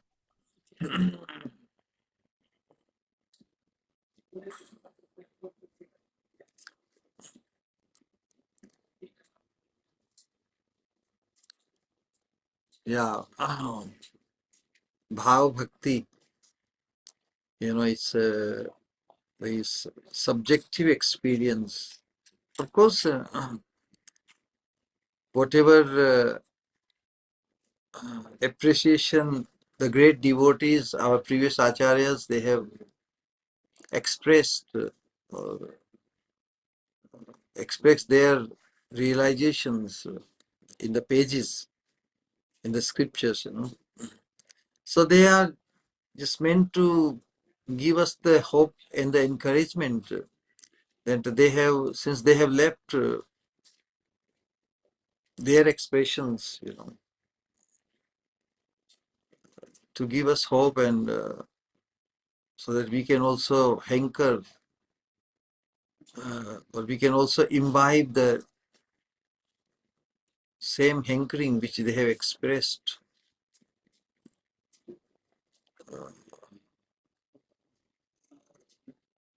Their association to find ourselves in such stalwart devotees association is our only hope.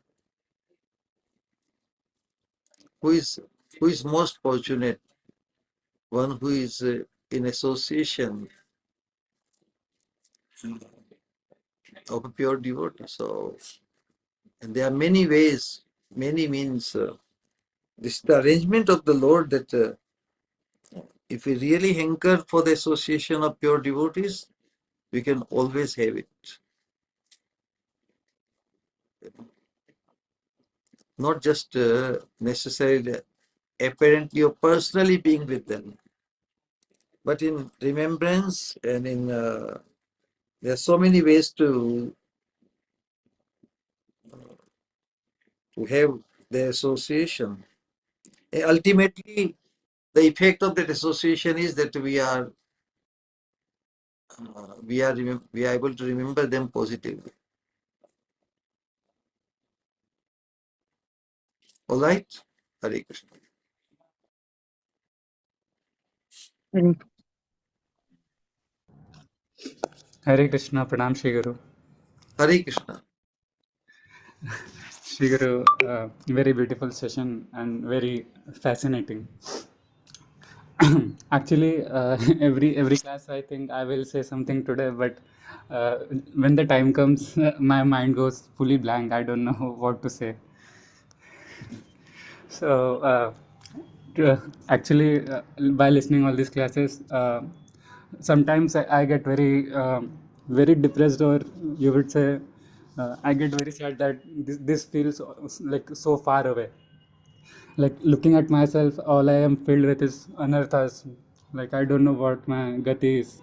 Shiguru, my only hope is your lotus feet, Shiguru.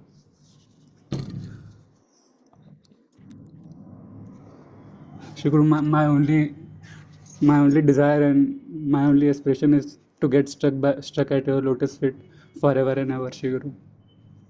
Hare Krishna. Yadrishi Yadrishi Shraddha Siddhir Bhavati Tadrishi. Well, because that was the year 86 when I first reached America, and in the university atmosphere, so much music and all these things. This was total shocking atmosphere for me, and people express so much joy in the song, no matter what the consequences, but the very feeling that I'm stuck with you. So somehow, because the highest level of Krishna consciousness, it's like a perverted, this perverted reflection is seen in the material world, but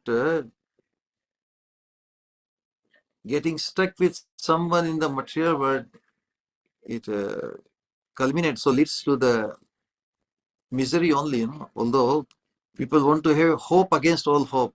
Oh, I became stuck with someone, feels so good and great, but it cannot cause or give the eternal fulfillment of the hankering soul. No one, nothing, no relation whatsoever in this material world.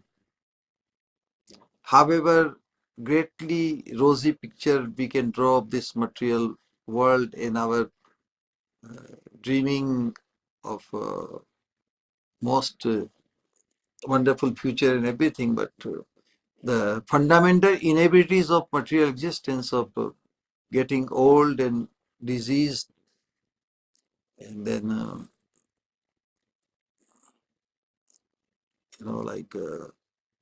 protecting, sustaining all our accomplishments, everything is so much uncertainty in this material world.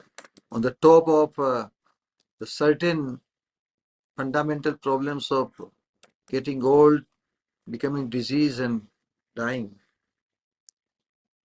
But bereft of the knowledge of eternal bliss, the realm of eternal bliss and fulfillment, without becoming stuck with Krishna consciousness, we cannot become free from remaining stuck here.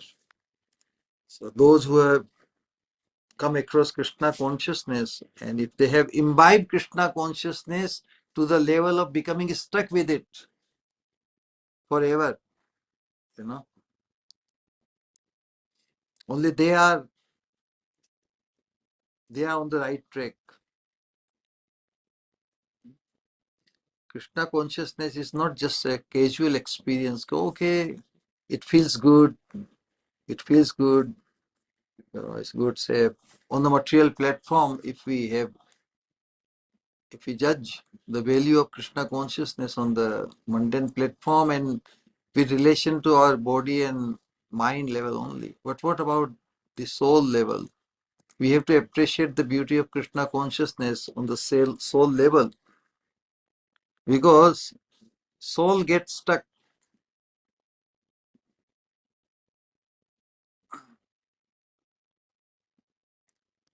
Who gets stuck? Soul gets stuck. So through consciousness. So if our consciousness is identifying this material body as the self, or identifying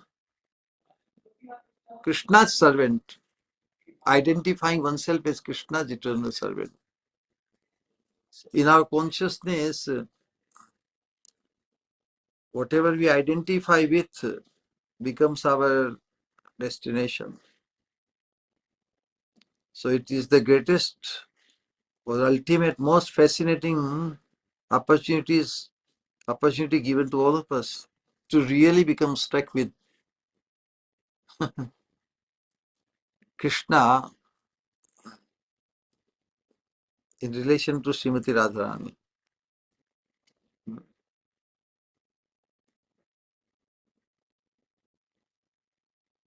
So, if that is perceived as the greatest fortune, we should be able to appreciate this fortune of our becoming stuck with Srimati Radharani's lotus feet to such a level that we can let go the temptation of all other fortunes. All right? Hare Krishna. Very nice. Hare Krishna, Gurudev. Hare Hare Krishna. Kahiye. As you are not different from Krishna or Radharani, I think I must strive to get your mercy only. Once I get your mercy fully, most mercy, then my all other things are done with it. Shri गुरु चरणे रति ऐसे उत्तम गति जय प्रसादे pure sarva. So all my expectations of getting stuck to Radharani's feet or getting stuck to Krishna's feet, all are fulfilled if I only stick to your feet and I only strive to get your mercy. If I once feel starting getting your mercy, then there is no problem in getting Radha Dasham. So I think I must only strive to get your mercy, feeling of your mercy, which is non-different from the mercy of Krishna, which is non-different from the mercy of Radharani. But my aim should be only, always, 24/7, to just strive to get your mercies, your holiness. That is what I want to tell you. And that is why I request you to grant me the mercy also. So much thanks, so many thanks, your holiness. You are non-different to Radharani, non-different to Krishna. Hare Krishna, Gurudev. We are all Sri Radhas, correct? That way we can, or we must feel not separated from her. Yes. So, one who is perceived in that relationship, then naturally, one who is perceived as most fortunate, correct? So, naturally, in order to become so fortunate, it's easier to identify and associate with such a most fortunate person than to directly try to connect with the source of all fortune, the divine couple, correct? So Mahaprabhu has given us the most wonderful opportunity. He has created the parampara of flow of his mercy, the dissemination of the sentiments of Sri Radha Dashyam through parampara. So whosoever joins this parampara and with this absolute understanding and appreciation of the status of the representative of the mercy of Sri Radha Dashyam,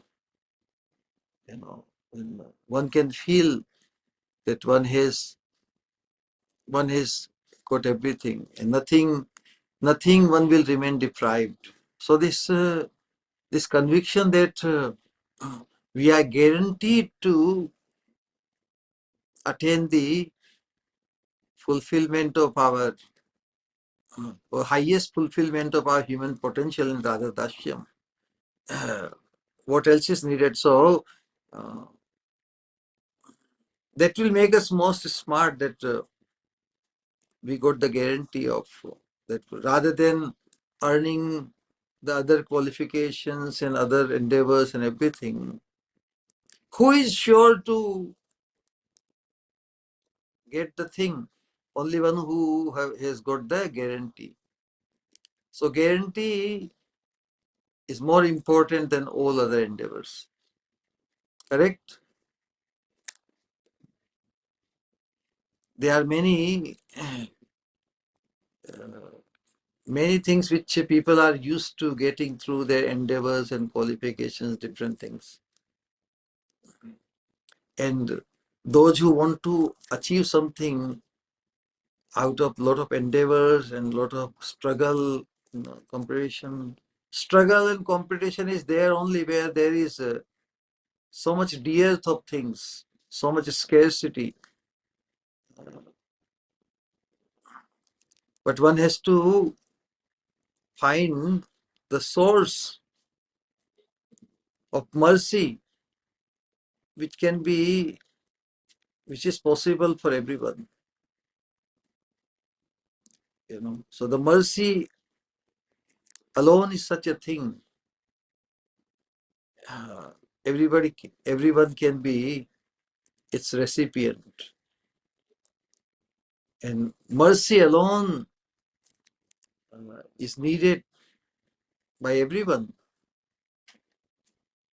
And if something is achievable only through mercy, then why one should go for any other means? Why should one go or strive for any other qualification to get that thing? Because our target or the thing which we want to achieve, it is so precious, so priceless that no other endeavor whatsoever will suffice to get it, suffice to uh, receive it, except the mercy. So the truly intelligent person will only will make sure that we get the mercy. Making sure to get the mercy means to get a guarantee card.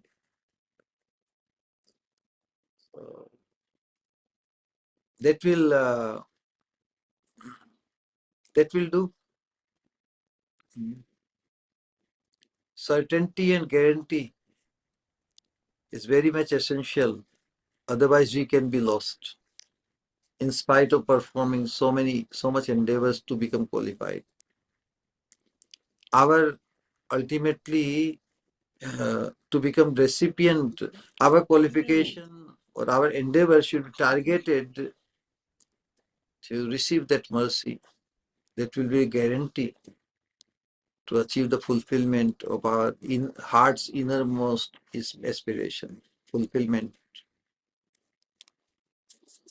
All right then.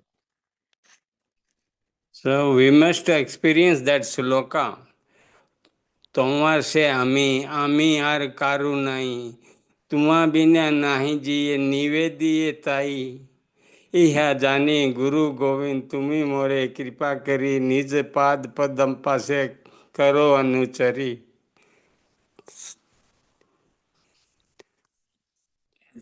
हरे कृष्णा, दंडवत प्रणाम गुरुदेव। Sri Swamini Matirastu. Nitai Gaur Premanande.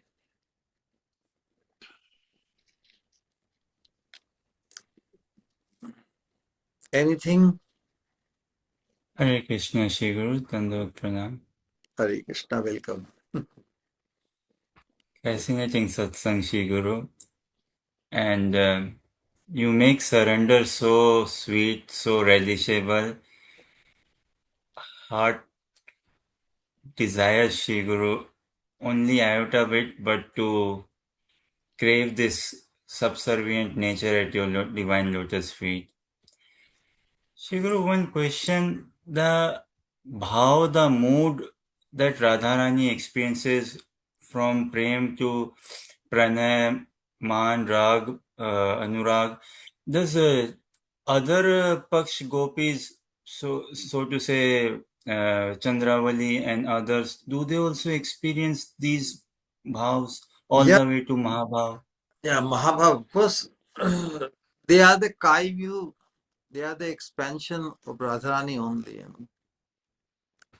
in order to cause Radharani to express different moods, the other gopis are essential.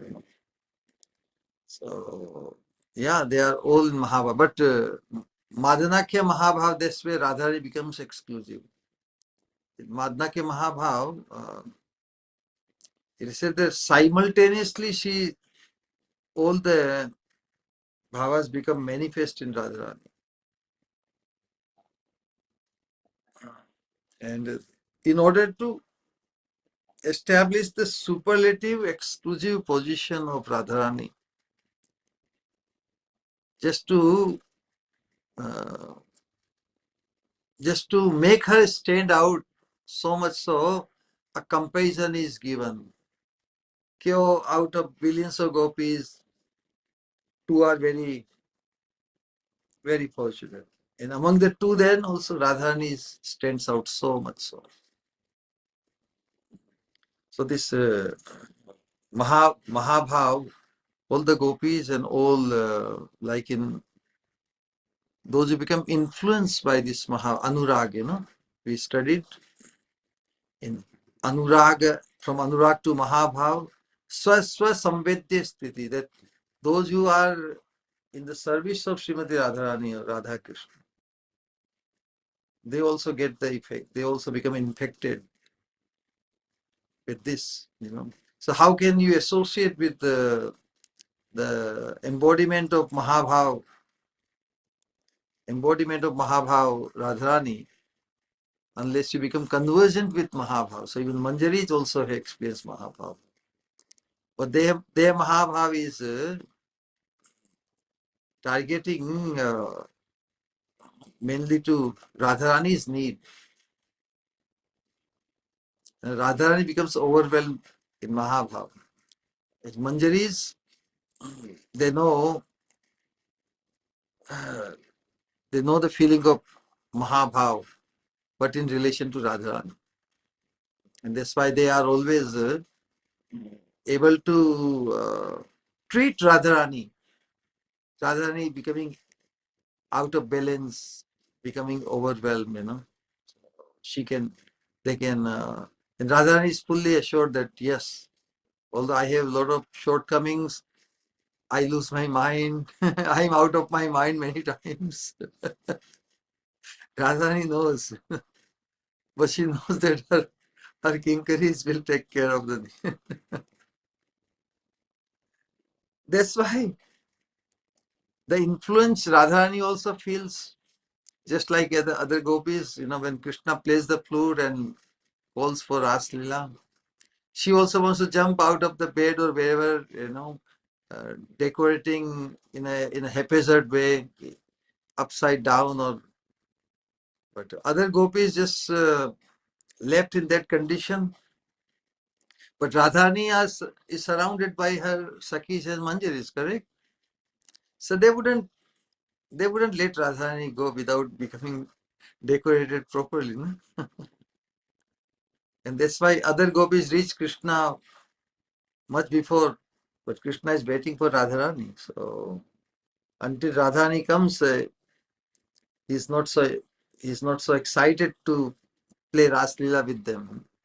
He's playing with them with the words. Okay, you have come to jungle. What else you need? Just go back, cater to your household duties, husband duty, and different duties.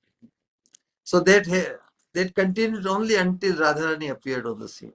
Then now Krishna cannot tell Radharani, okay, now bye bye. So everything establishes the utkarsh, or the superiority, or the central point is Radharani. So that is the vision, that is the contemplation of a sadhaka in a Manjari Bhava. Always looking, always searching out, always spotting the superiority of Radharani over Krishna even. That's why she is the essence of God. She is She's the God is the essence of the whole existence, correct? And she's the essence of the essence. All right?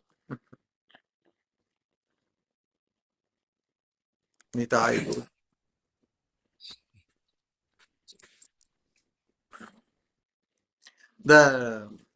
The rasa, the mellow, and the treasure for relishment is unlimited. We have barely touched it. It's so much to cause our incessant absorption. But still, most of us, including myself, plagued with the so much impression of the previous sanskaras. Na? Still, we consider so many things of value in this world. So many of our endeavors, so many of our thoughts, so many imaginations which come in our mind, still we find them very entertaining. Huh? So this reality, it shows that although we have been given the access to the unlimited treasure, how miserly we are in taking. You know, we have experienced our miserliness in giving. Correct? That's natural. Correct? And in the world experience, actually, also those who are miserly in giving, we don't hear this word miserly in taking. Correct? Do we? So our condition, and that is very deplorable. That is very concerning. How can we be so miserly in taking when so much is being given freely? Who to blame? Okay, if we hang on to our miserliness in giving, that's all right. But there should be no reason to remain miserly in getting. Correct? But the irony is that in getting also we are so used to getting or hankering for this worldly, like the broken glasses compared to the real diamond, like Dhruv Maharaj says. So Mahaprabhu, through this Sikshastakam and the Goswami's literature, they have only trying to impel us, trying to tell us, how can you be so miserly in taking? Mahaprabhu has sent so much treasure just for you. So whosoever comes across this treasure boxes, this treasure house of in the form of these books, still how much even we can challenge our intelligence in spite of understanding, in spite of appreciating what is blocking us, what is stopping us, what is the word? There's something expedites you, sometimes slows you down, or what is somebody cause you something that causes you to become lethargic. So ultimately it comes down to selecting our association. As much as I can say objectively, but ultimately what boils down to is subjective. I think of myself, how much improvement is needed on my part, How can I cry or be concerned about others' upliftment if I'm myself so much stuck in the wrong conditioning, So lot of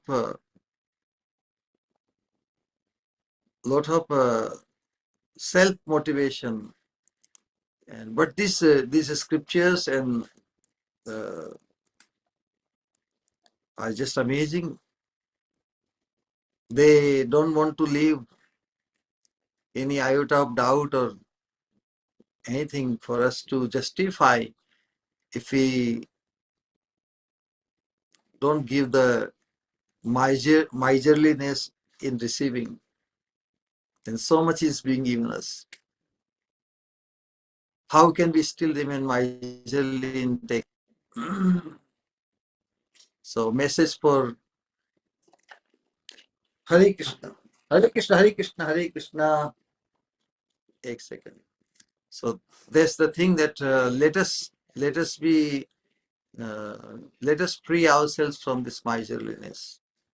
And, we have so much to receive, so much to imbibe, so much to relish. Hare Krishna.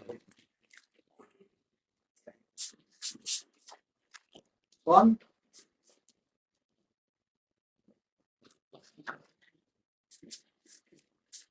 All right then. Nitai Gaur Premanande Hari Hari Bol.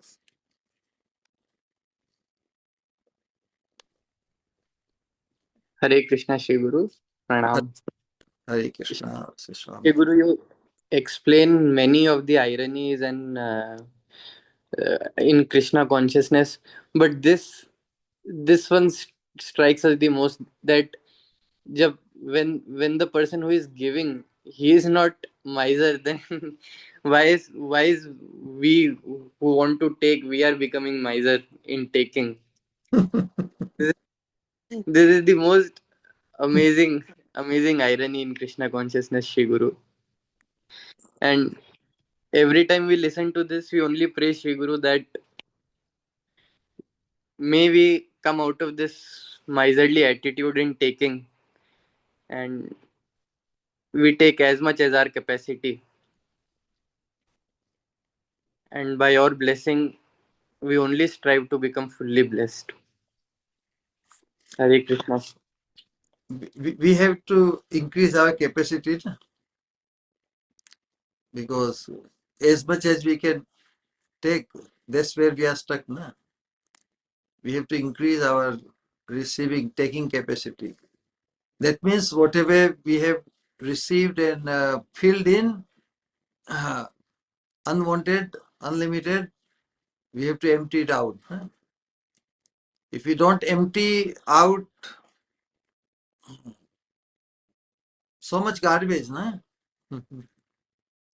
how can we receive more? If one analyzes what is needed and what is to be given up, we'll find that we have unbelievably big stock of garbage. If it is emptied, then we can fill it up with so much mercy, so much bliss. So that's why only in association through the power of satsang, we can empty out the garbage. That's why satsang alone is not only the cause of bhakti, it is the effect of bhakti. And satsang itself is bhakti. If one has become fortunate enough to associate or put oneself in complete satsang, then one can become completely free from all garbage. Then one cannot remain miserly in receiving. And when one gets used to so much receiving, then he starts giving more and more and more. In order to be able to give more and more and not remain miserly in giving also, one has to create a situation where one is able to receive so much more and more and more and more.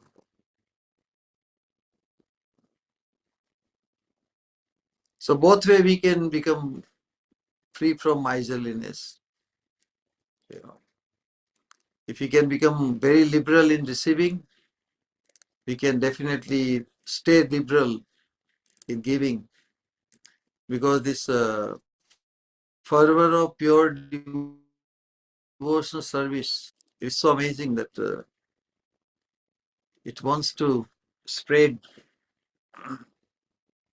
It wants to spread in all corners of this existence, and then it will use us.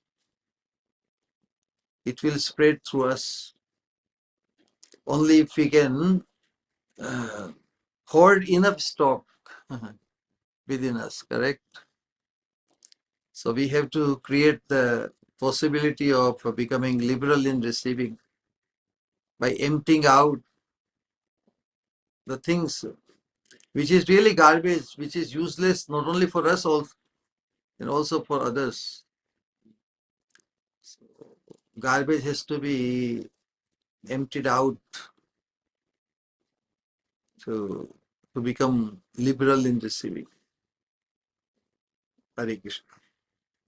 Nitai Gaur Premanande Hari Hari. Hare Krishna.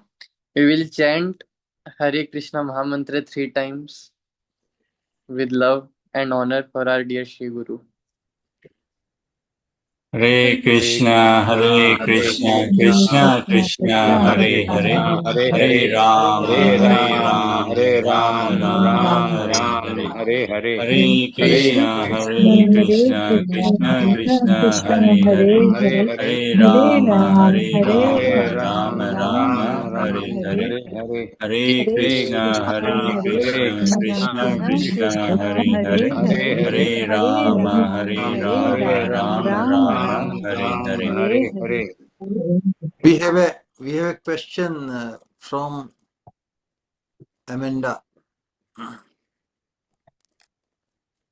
The question says, is it arrogant to dare to think that I have any right whatsoever to consider the highest goal, no matter how attractive I think I find it, when not having even embodied the teachings of Bhagavad Gita? So teachings of Bhagavad Gita naturally,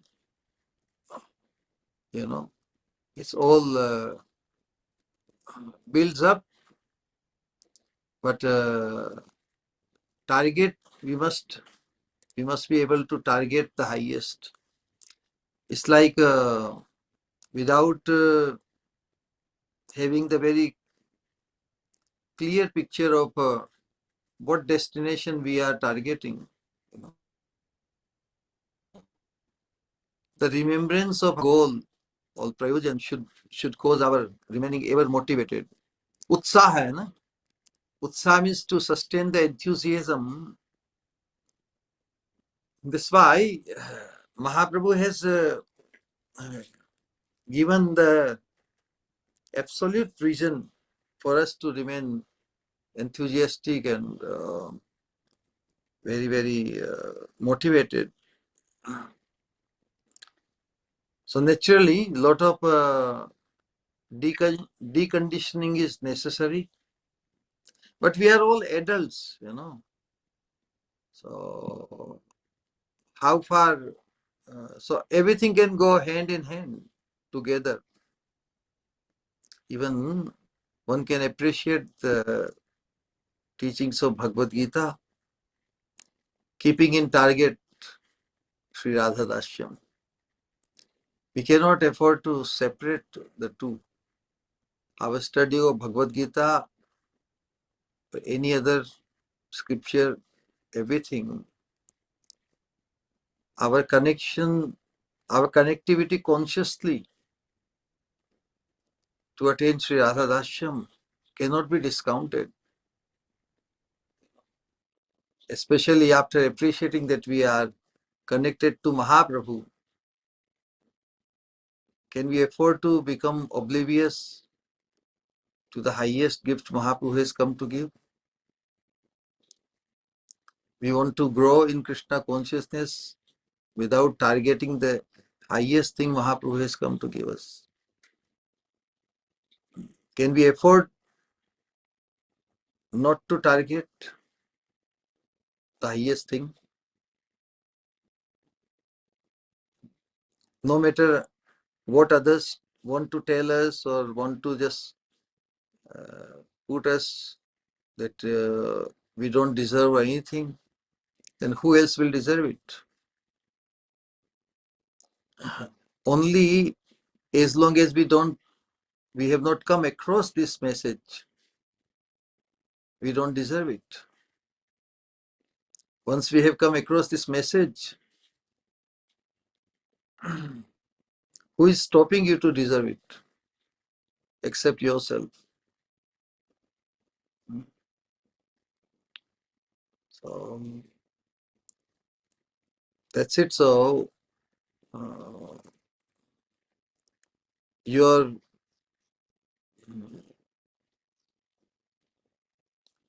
expressing the shortcoming,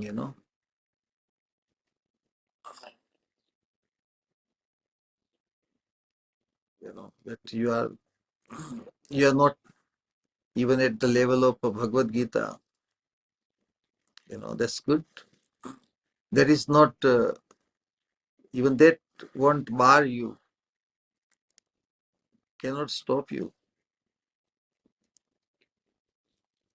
Ayogya Purusho Nasti. As a human being, you are not unqualified at any stage. Okay?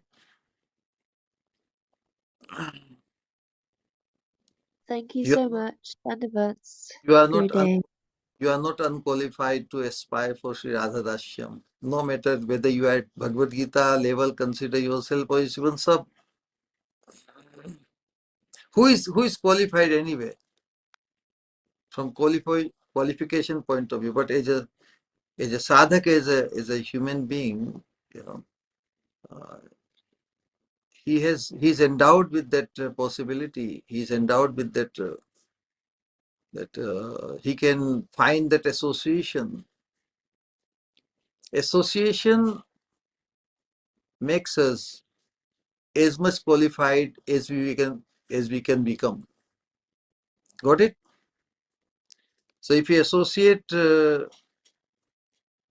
what level?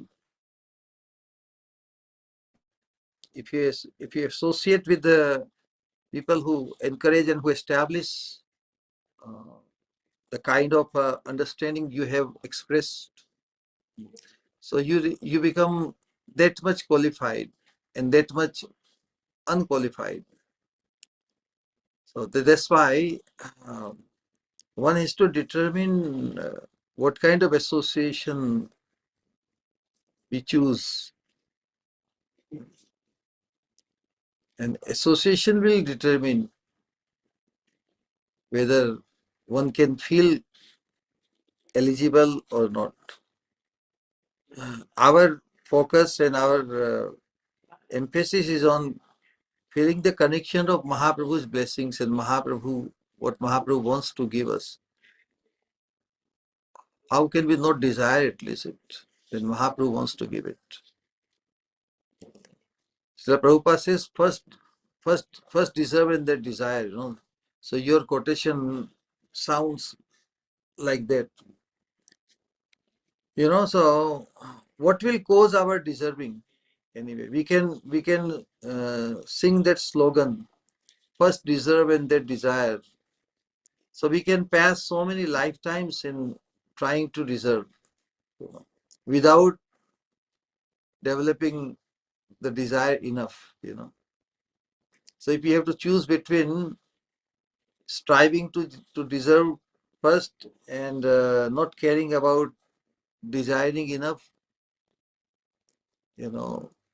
what would be a better proposition? So association will determine whether one will be able to desire enough in order to cause the deserving. So what will cause our deserving? You desire so much it. That's why we are discussing the fascination of Radha Dashyam, that you develop so much desire for it that your so much desiring becomes your deserving, whether you are at Bhagavad Gita level or below it. Hare Krishna. Hare Krishna. Thank you so much, Gurudev. Dandavat pranams. Nitai Gaur Premanande Hari Hari.